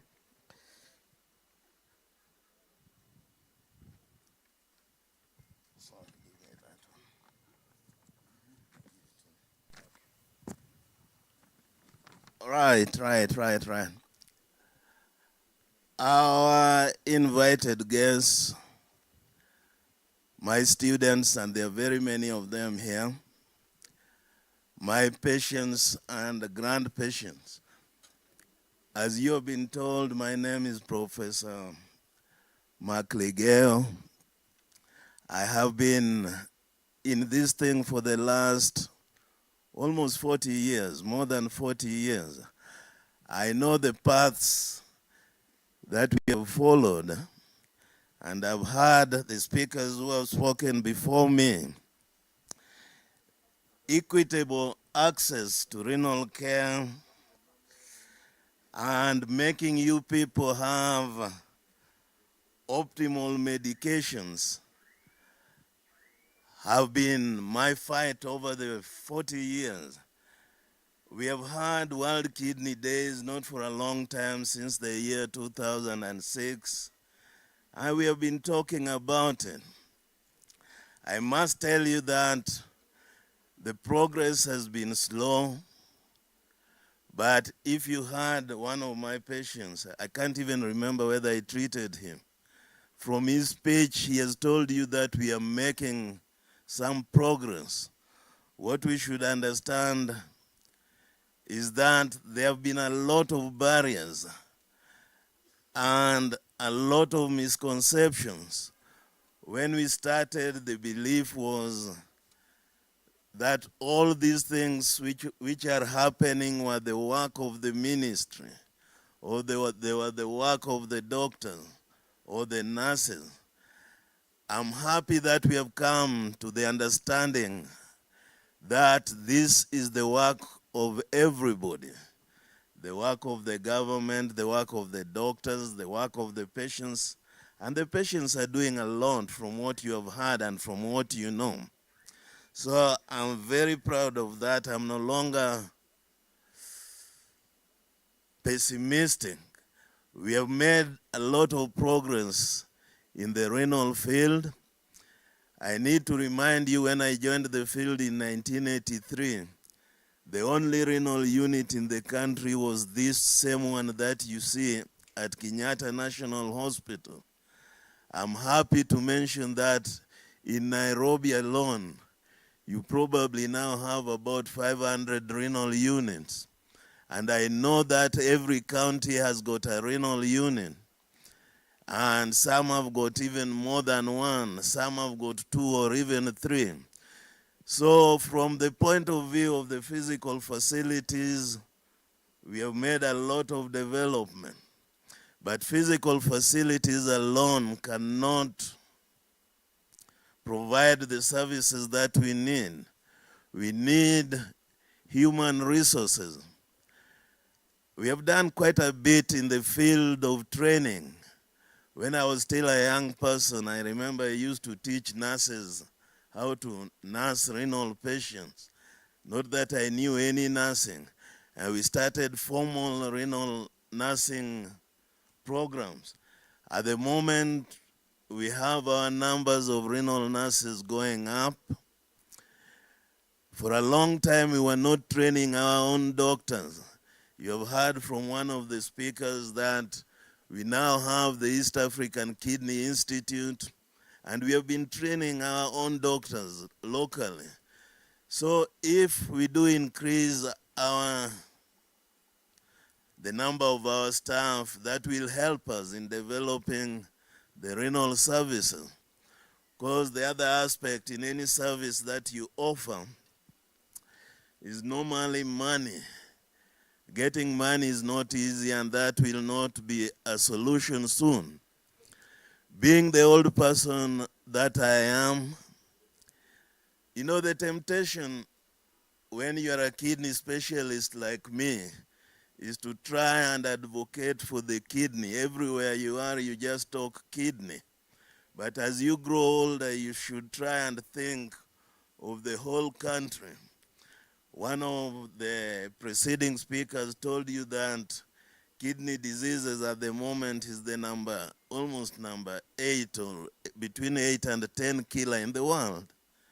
Don't forget that the number 1 killers are still things like malaria, pneumonia, and from my knowledge, which is a lot, as you have been told, it takes just about 300 shillings to treat one patient with malaria. So as you grow old as me, the way I'm growing, you start thinking of the other things.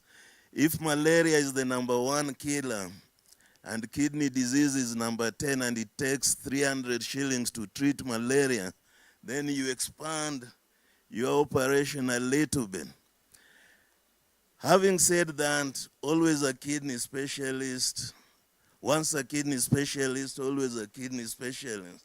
I interact with you people more. I've seen the services develop, and for the many years that I still have to live, God willing, I'll play an active role in making the services get better. We have had a lot of support from the government through the Ministry of Health. Not easily though. It has taken a lot of advocacy. But I'm happy that these days they attend almost all our meetings, and they are capable of listening to us. But as I said at the beginning, it is not the ministry's duty, it is not the kidney specialist's duty, it is a duty of all of us if we are going to reach the stage where we are now and go beyond.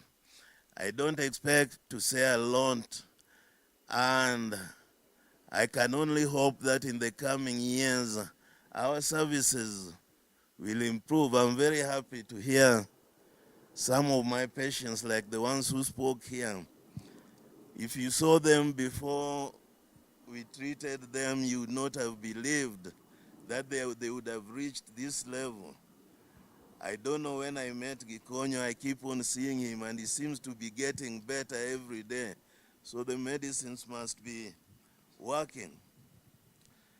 One last thing, I've heard everybody here speak, and they're just speaking of dialysis and transplantation. I want to let you know that as people who treat patients with kidney diseases, we have several other kidney diseases that we take care of. So in as much as this is the most worrying one, we need to understand that there are some other diseases we have to take care of. And I mentioned earlier on that in taking care of these diseases, you need human resources. So as we build our East African Kidney Institute, which will train all cadres of staff, I hope we shall get resources to manage that institute. I wish to stop there because most of the things I would have wished to say have been said by my predecessors. Thank you very much. Thank you very much, Prof. Another round of applause for him. All right, so allow me to now invite Professor Mungai. Professor Mungai is also a lecturer in the University of Nairobi. He's a urologist and a transplant surgeon, also part of the pioneer team to initiate kidney transplantation in this hospital. He now wears a bigger role, a bigger hat, as the director of the East African Kidney Institute, which is going to be very impactful in generating the human resource required to manage patients in this space. Prof, karibu sana. Thanks a lot, Benjamin. All protocols observed. I think Seth has said everything we needed to say. Maybe we will just go. But because there was something we were asked to do, we'll try and compile this into 5 minutes of telling you how we see it from the East Africa Center for Excellence in Urology and Nephrology, IACI. The name IACI came from Seth McLeod and myself locked in a room for 6 hours. I don't know why we had to be locked in a room for 6 hours just to come with a name, and now for people to want to dispense off with the same. However, the purpose of the Institute boils down to what you are here for today. People have met about urology and nephrology for a long time, and there was a smaller group that has now led to a bigger group, and by the look of things, one day you will need a stadium to have the people invited to talk about urology and nephrology, and particularly nephrology.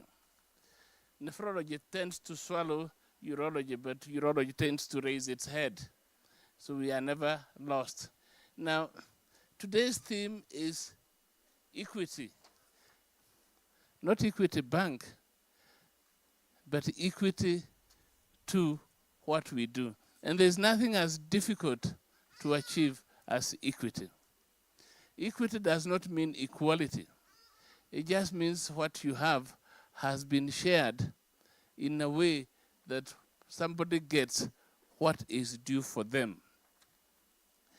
At the Institute, the main theme for us and the formation of that institute, and Seth McLeod and I were there together with other people, some of whom have departed and others who have since retired, was that you cannot provide a service without training.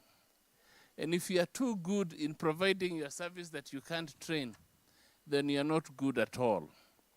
And we must train and train our people, train all cadres to be able to achieve equity. At the Institute, we started by, in 2013-2014, the training for people who dialyze in the entire Republic. The preceptorship for dialysis was the stopgap measure by the government of the day at that time to train people for dialysis. But of course, it was an ad hoc approach to things. And while we have rolled out dialysis nationally, there are doubts as to the quality of that service. So the one way to improve that is by training people more. You find that people coming for transplant from up countries sometimes have to be done more dialysis for longer periods than the people who are dialyzed here. Because the way the dialysis is being done there may be different from the way it's being done here. And therefore, achieving quality is one of the main aims of training. And I can tell you now that the Institute is in place both at the University of Nairobi and Kenyatta National Hospital. We are attracting students from all over the world. Let me tell you what we have here.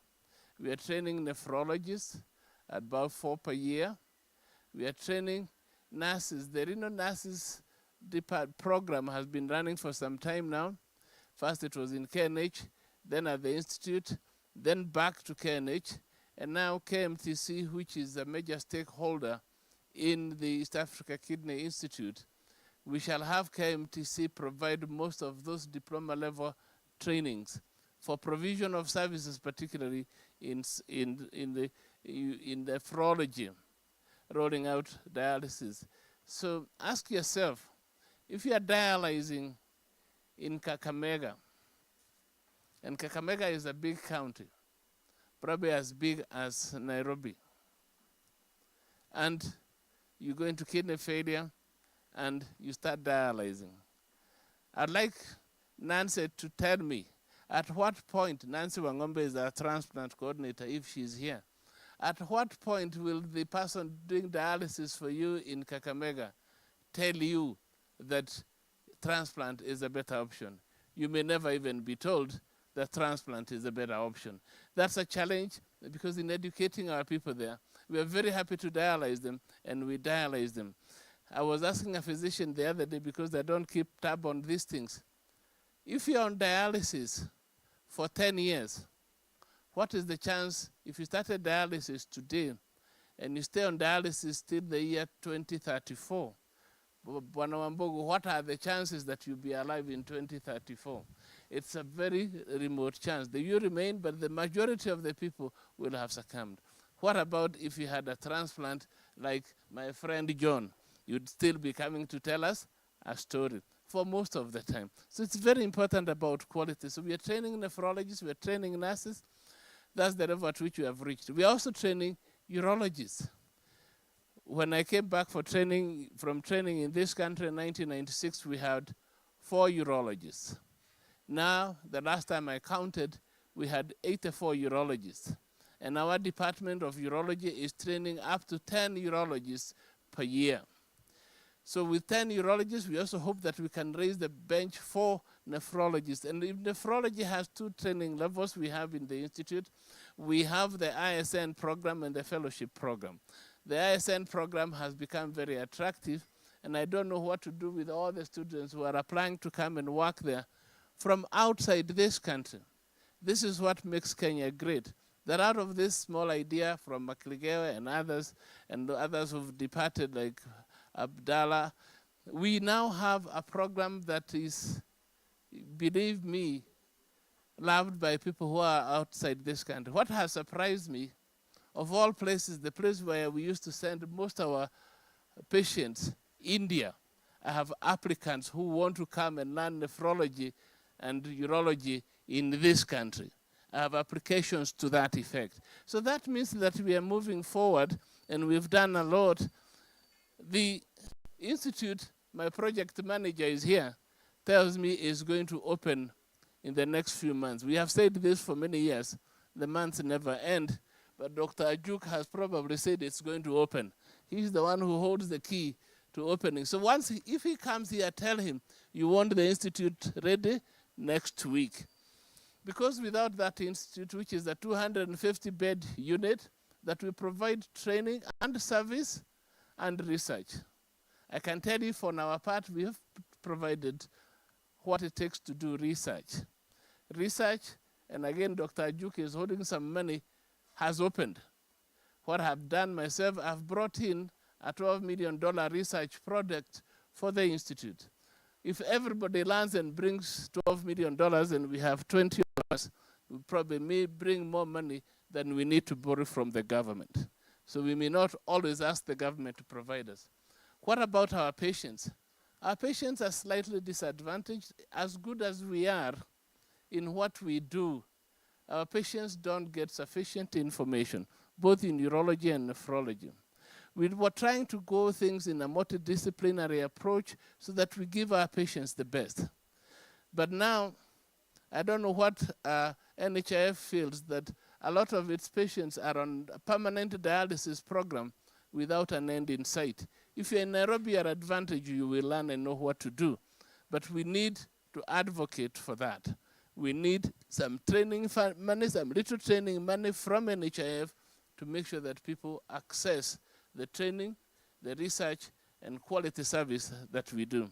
I hope and pray that next year, the World Kidney Day will be held in the field next to Gong Road of the East Africa Kidney Institute. Thank you very much. Thanks, Prof. Another round of applause for Prof. Mungai. IAKI is a very, very important organization. We are very proud of it, and a lot is expected of it. So, mumeketi sana. I think I want to make sure everyone is alert. So I think Odek Tamasha, you'll give us a small interlude just for 5 minutes. before we embark on the next round of speeches. We hope we'll be able to release people by lunchtime. So, Tamasha, over to you.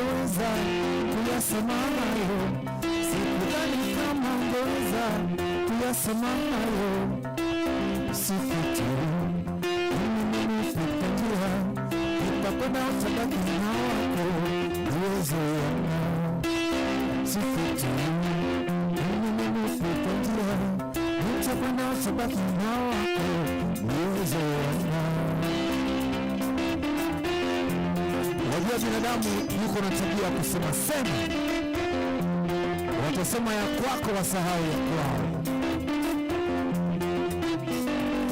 Wanasahau ya kwamba maisha yako haiwahusu hata kidogo. Tunaelezea kwamba hata kidogo.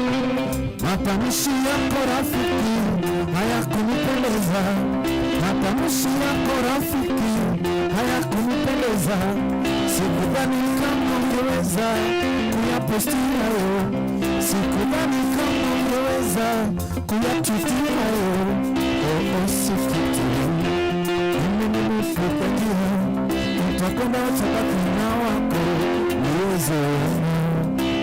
Sikutiri mimi nimekupangia. Utakwenda utabaki na wako uwezo. Kila kitu wakiona wanapiga picha, wanapost, wanapiga picha,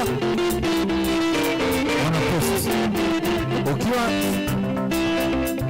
wanapost, bibi yako akikuacha wanapost, mtu wako akikuacha wanapost, ukiwa mgonjwa hospitali wanapost, ukiwachwa za wanapost, ukipata accident kwa barabara wanapost, polisi akikushika wanapost, kila kitu wanapost. Hiyo posti yako rafiki haikunipendeza. Hiyo posti yako kwa Facebook haikunipendeza. Hiyo picha yako kwa Instagram haikunipendeza. Hiyo posti yako kwa IG haikunipendeza. Hiyo tweet yako rafiki haikunipendeza. Hiyo tweet yako kwa Twitter haikunipendeza. Sikutiri mimi nimekupangia. Nitakwenda utabaki na wako uwezo wangu. Sikutiri mimi nimekupangia. Nitakwenda utabaki na wako uwezo wangu.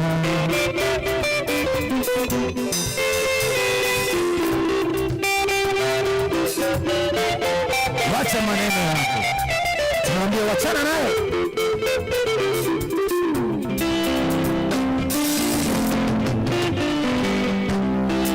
kushauri wewe, usiwe na mashaka, multi-pronged approach aimed at leaving no one behind in health policy making. Healthcare delivery, empowering healthcare professionals, patients, and communities. Kidney disease does not respect social status, age, or gender. It ravages all in equal measure. It is therefore imperative to attend medical checkups regularly, check on lifestyle, adhere to professional advice on both communicable and non-communicable diseases. That has been emphasized by all the previous speakers, and especially the kidney specialists. We will only keep the disease at bay by adopting a healthy lifestyle, staying hydrated, and undertaking regular medical checkups. I would therefore like all of us to stand together, fostering a global commitment to kidney health and ensuring a future where no one suffers from preventable kidney diseases. Embrace a kidney-friendly life, celebrate the marvel of your kidneys, and let's pave the way for a healthier world. Thank you very much, and God bless you. Asanteni sana. Karibuni nyote, sherehe haijaisha, mazungumzo yanaendelea. Kwa hivyo karibuni na mbaki kwa viti vyenu ili tumalize shughuli hii vizuri. Asanteni sana. Thanks a lot, Dr. Sigilai is the Director of Medical Services in this hospital, and it's under his realm that the renal department falls. So he really supports in a big way all the activities that we do for our patients.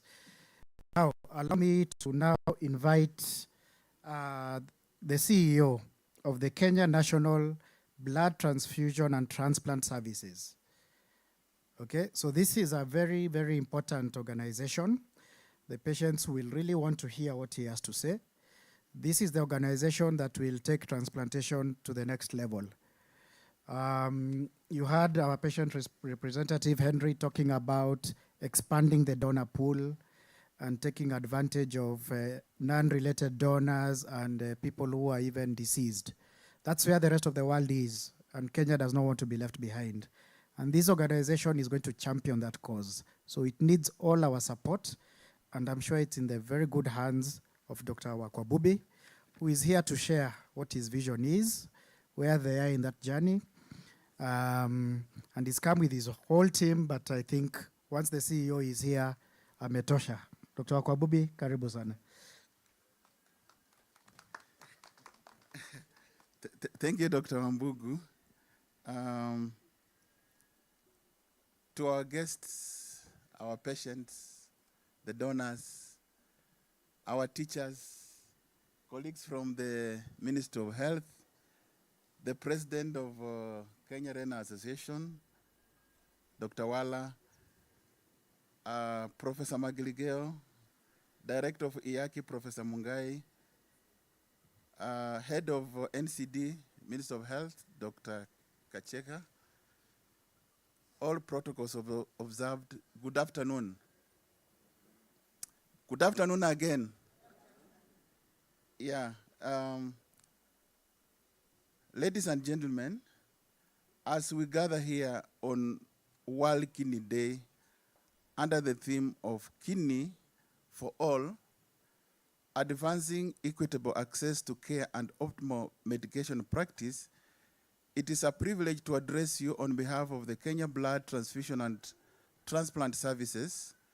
Today, not only do we celebrate the importance of kidney health, but also recognize the critical need for equitable access to care and medication practices. I am honored to share with you the strides we are making to this journey towards equitable access to care at the KBPTTS. We are in the process of developing comprehensive standards, guidelines, and frameworks for kidney transplantation services. We understand the critical importance of having clear policies, regulatory framework, legislations in place to govern these services effectively. And at this point, I really like to appreciate the technical working group that has been working on these issues of the policy, the issues of the bill, and the framework. And if they're here, please just stand up so that we recognize them.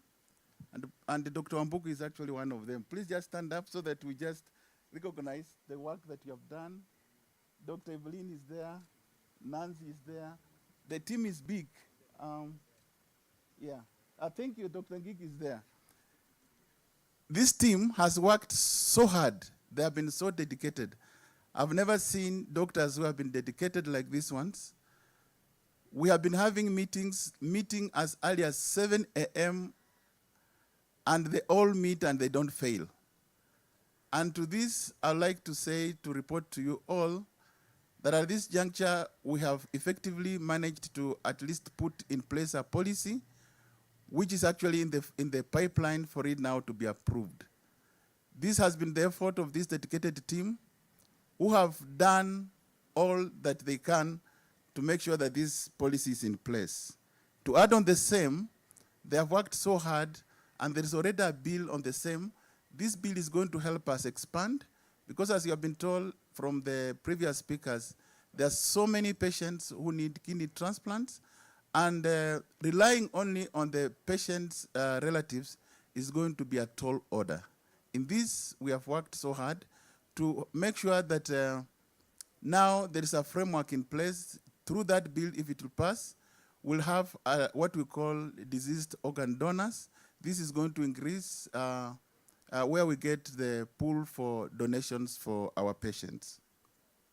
Moreover, we are actively engaged in the creation of an information system that will serve as a backbone for the national registration of organ donors and national recipient waiting database.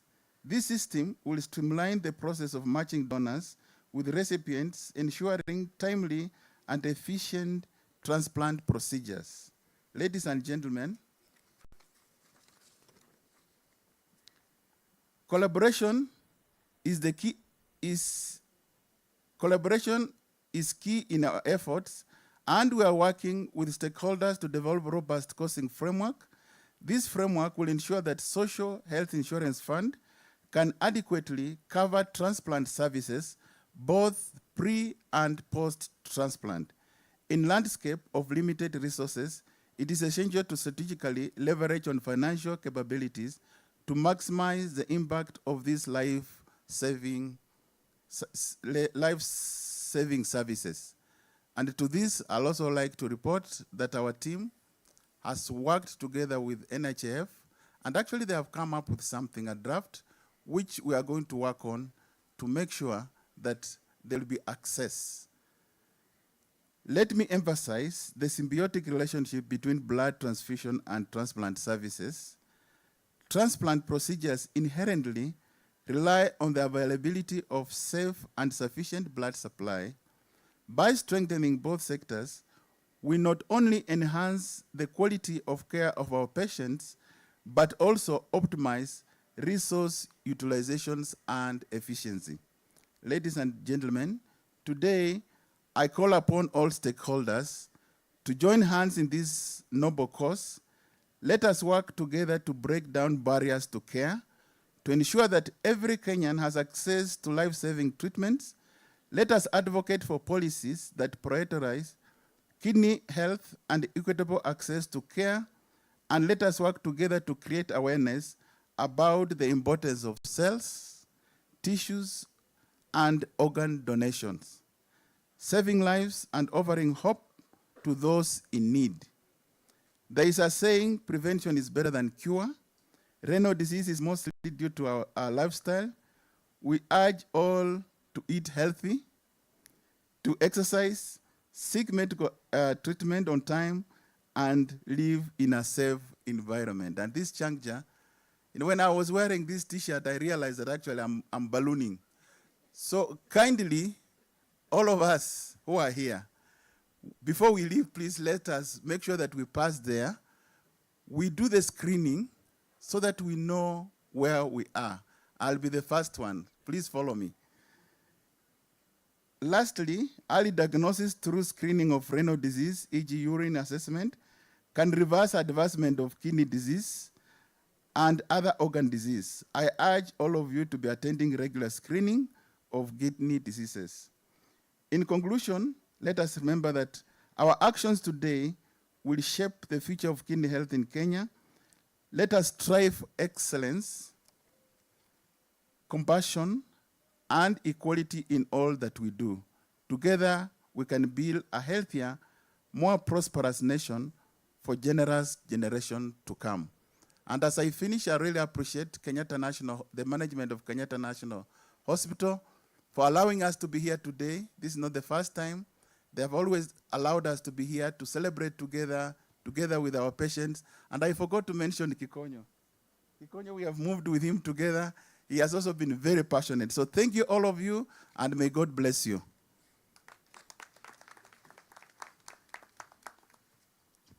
Thank you. Another round of applause, please. This is a very important organization. Dr. Wakwabubi, rest assured that you have all our support, from the patients to the healthcare providers.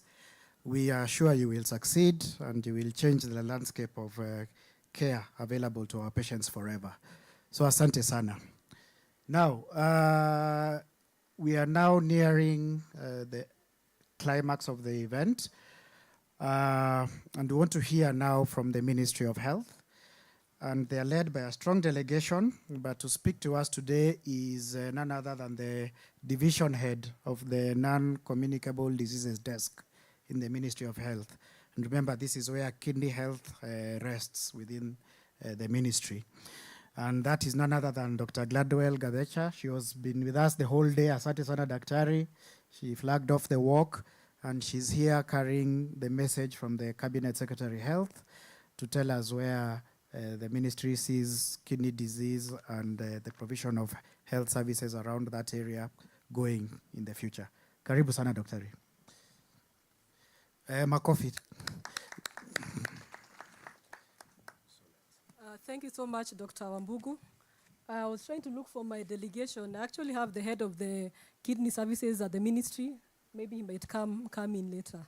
But to say, and I'd stand on the protocols that were already observed previously. In the interest of time, thank you so much.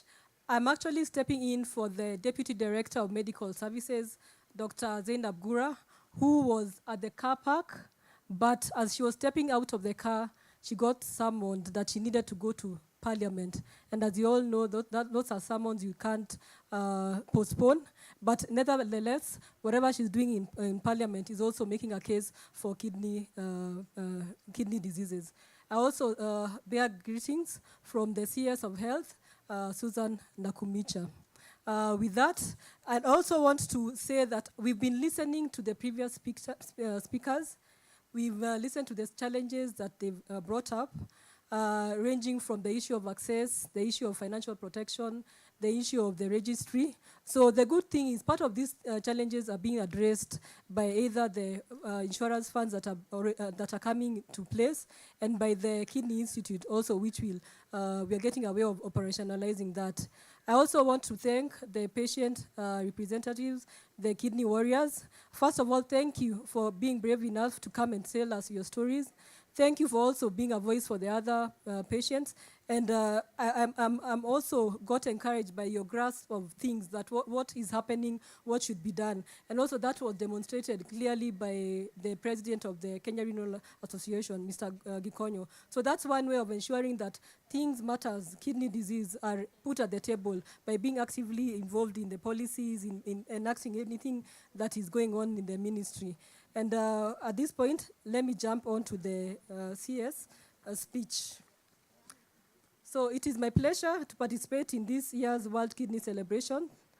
Its theme of the kidney health for all, advancing equitable access to care and optimal medication practice, is of special significance at this period in our country in view of my ministry's efforts at achieving universal health coverage. Ladies and gentlemen, statistics show that the burden of kidney disease is worsening, with 1 in 8 Kenyans having kidney disease. Kidney disease represents the typical chronic disease with a prolonged and often asymptomatic phase, progressing gradually to an irreversible symptomatic end stage. The latter's treatment is expensive and continuous, often with incomplete resolution of symptoms and inability to influence the natural progression of disease. The early stages, therefore, offer an important opportunity for prevention, not only of the heavy disease burden, but also of the huge financial load placed on the family and the nation at large.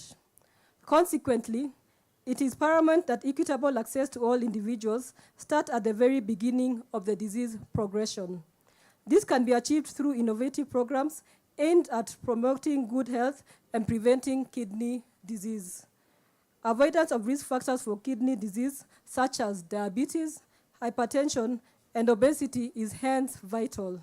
As part of universal health coverage, our government has set up robust measures to promote healthy living and to prevent kidney disease by focusing on screening using simple tools like blood pressure and blood sugar measurements. This will be implemented right from the community and extend to our hospitals. Ladies and gentlemen, the Ministry of Health is reforming its financing by establishing the Social Health Authority that will provide or give rise to the Primary Health Fund, the Social Health Insurance Fund, and lastly, the Emergency, Chronic, and Critical Illness Fund. This will enhance universal coverage for health services, including kidney services at all levels of care across the disease spectrum and throughout the life course.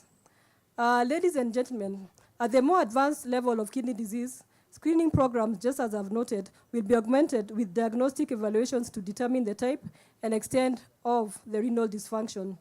To handle the late stages of kidney disease, the current kidney replacement therapy by hemodialysis will be improved in extent and quality. Through the shift, we are proposed to increase the frequency of maintenance for hemodialysis from the current twice a week to the more ideal 3 times a week that is scientifically recommended.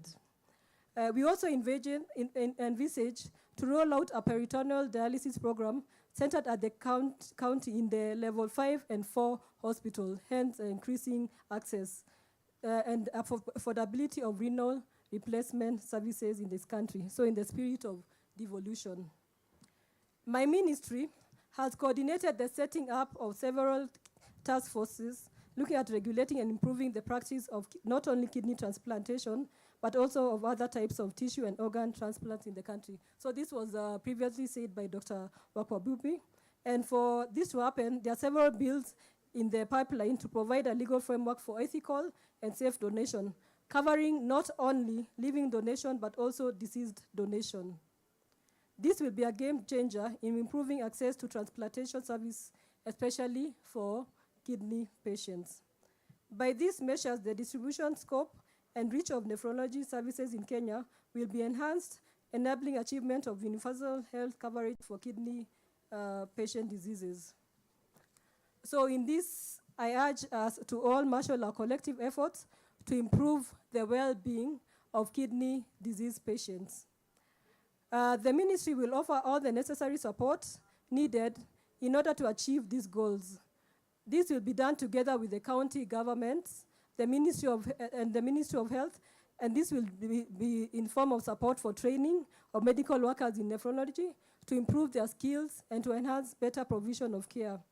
We will also work closely with the different umbrella bodies of the health professions in nephrology, including the Kenya Renal Association and the Kenya Nephrology Nurses Association, to increase their voices of advocacy for kidney disease patients. At the core of these activities is the well-being of the kidney disease patient.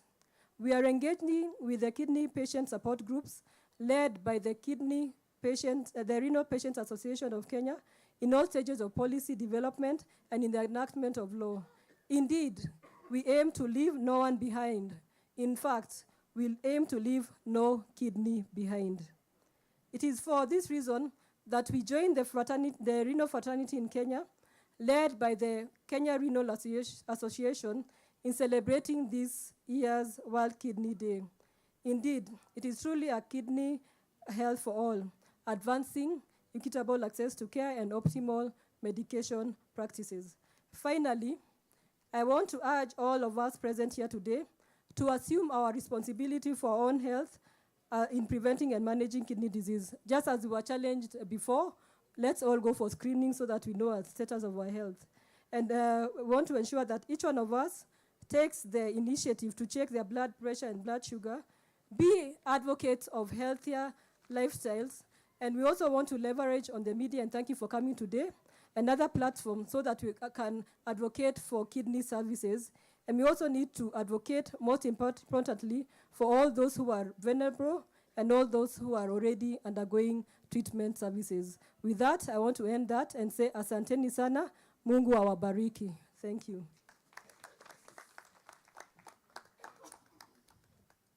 Sawa, makofi tena. Thanks a lot, Dr. Gladwell, for those remarks. We still have a way to go with kidney health, but with all this commitment and goodwill from everyone involved, we are sure we'll get there. Now, it's lunchtime, eh? So let's now invite, it's not a very healthy thing we do, but we always have a cake to commemorate this day. Just allowed a little bit, you don't have to finish it, eh? Just to test a bit. Matron Ndege, Mrs. Ndege is the nurse in charge of the renal department, and she'll come and guide this process. In the meantime, Irene, I think you can have people help bring the cake in front so that we proceed with this issue. All right. Good afternoon. Mine is very brief. We're just going to have to cut the cake to celebrate the function. And with me, I'll have Rosemary, Nancy Wangombe. I also want to invite our African for nephrology nurses, Madam Nyarera, and Deputy Chief Nurse Administration, Mrs. Wafubwa, to join us in the cutting of the cake. Thank you.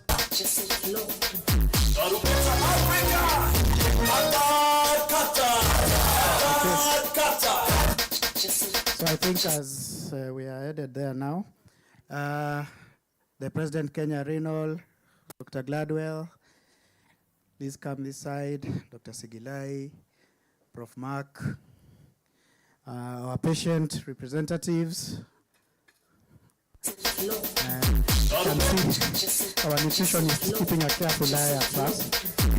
Mrs. Itati, I see you. Don't worry, this is just for today. It's a special day. Karibiani huko. There is a prevention of kidney disease.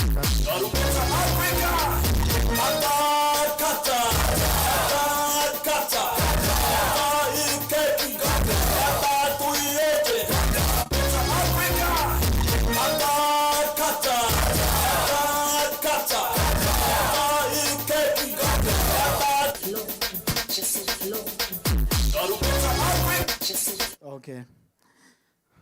And I'm reminded that this cake was brought here by one of our industry partners, longtime friend of KRA, Evans. Asante sana, Ken Farmer. Good. So Agnes, kila mtu mumeambiwa msimame hivi ndio muonekane na runinga.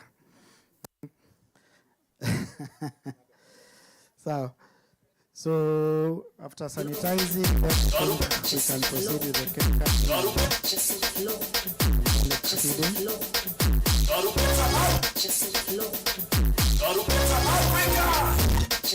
in the meantime,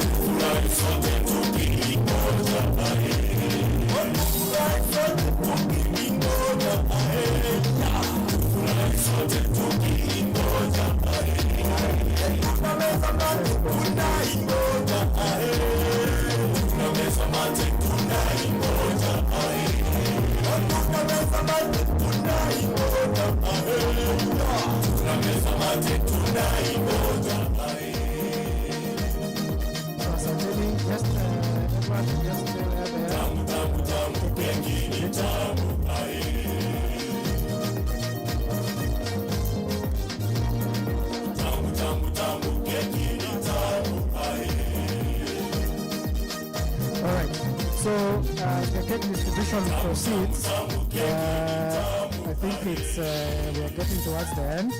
And before the Prisons Band plays us the national anthem, we want to pass our gratitude to a lot of people who are here and who played a role in making this day a success. And to do that for us is Dr. Joyce Bombengi, a member of the Kenya Renal Association and a nephrologist. Karibu, Doc. Thank you, Dr. Wambugu. Good afternoon, everyone. Ladies and gentlemen, it's now the end of our celebration. On behalf of the Kenya Renal Association and the global kidney community, I would like to take this opportunity to thank all of you. I would like to thank God for this beautiful day, our patients, and for all of you coming here today. I'd like to give a special mention to the Ministry of Health, led by the Director of Non-Communicable Diseases, Dr. Gladwell Gadesha, our CEO, Kenya Blood Transfusion and Transplant Services, led by Dr. Wakwabubi, the Kenyatta National Hospital Management Team, represented by Dr. Sid Gilai, the Director of Medical Services. A special thank you for the venue. Our President of the Kenya Renal Association, Dr. Jonathan Wala, our President, Kenya Nephrology Nurses Association, Divina Nyerera, the Prisons Band Tamasha, thank you for the excellent music, MCs Odek and Dr. Wambugu, the various partner organizations. We would not have had a successful day without you, the hospitals, the various farmer associations, the schools, the school children, and all the sponsors. Thank you to the police of Kenya for providing security and ensuring our event has been successful. And a special mention to the members of the Fourth Estate. Thank you for the coverage and broadcasting and ensuring that this event can be reached globally. Thank you, everyone. And without forgetting this very important mention that we should leave no kidney behind. Have a lovely day, everyone. Thank you. Okay, so prisons, if we can have a national anthem, we can all be upstanding, please, for the national anthem as we bring the official celebrations to a close.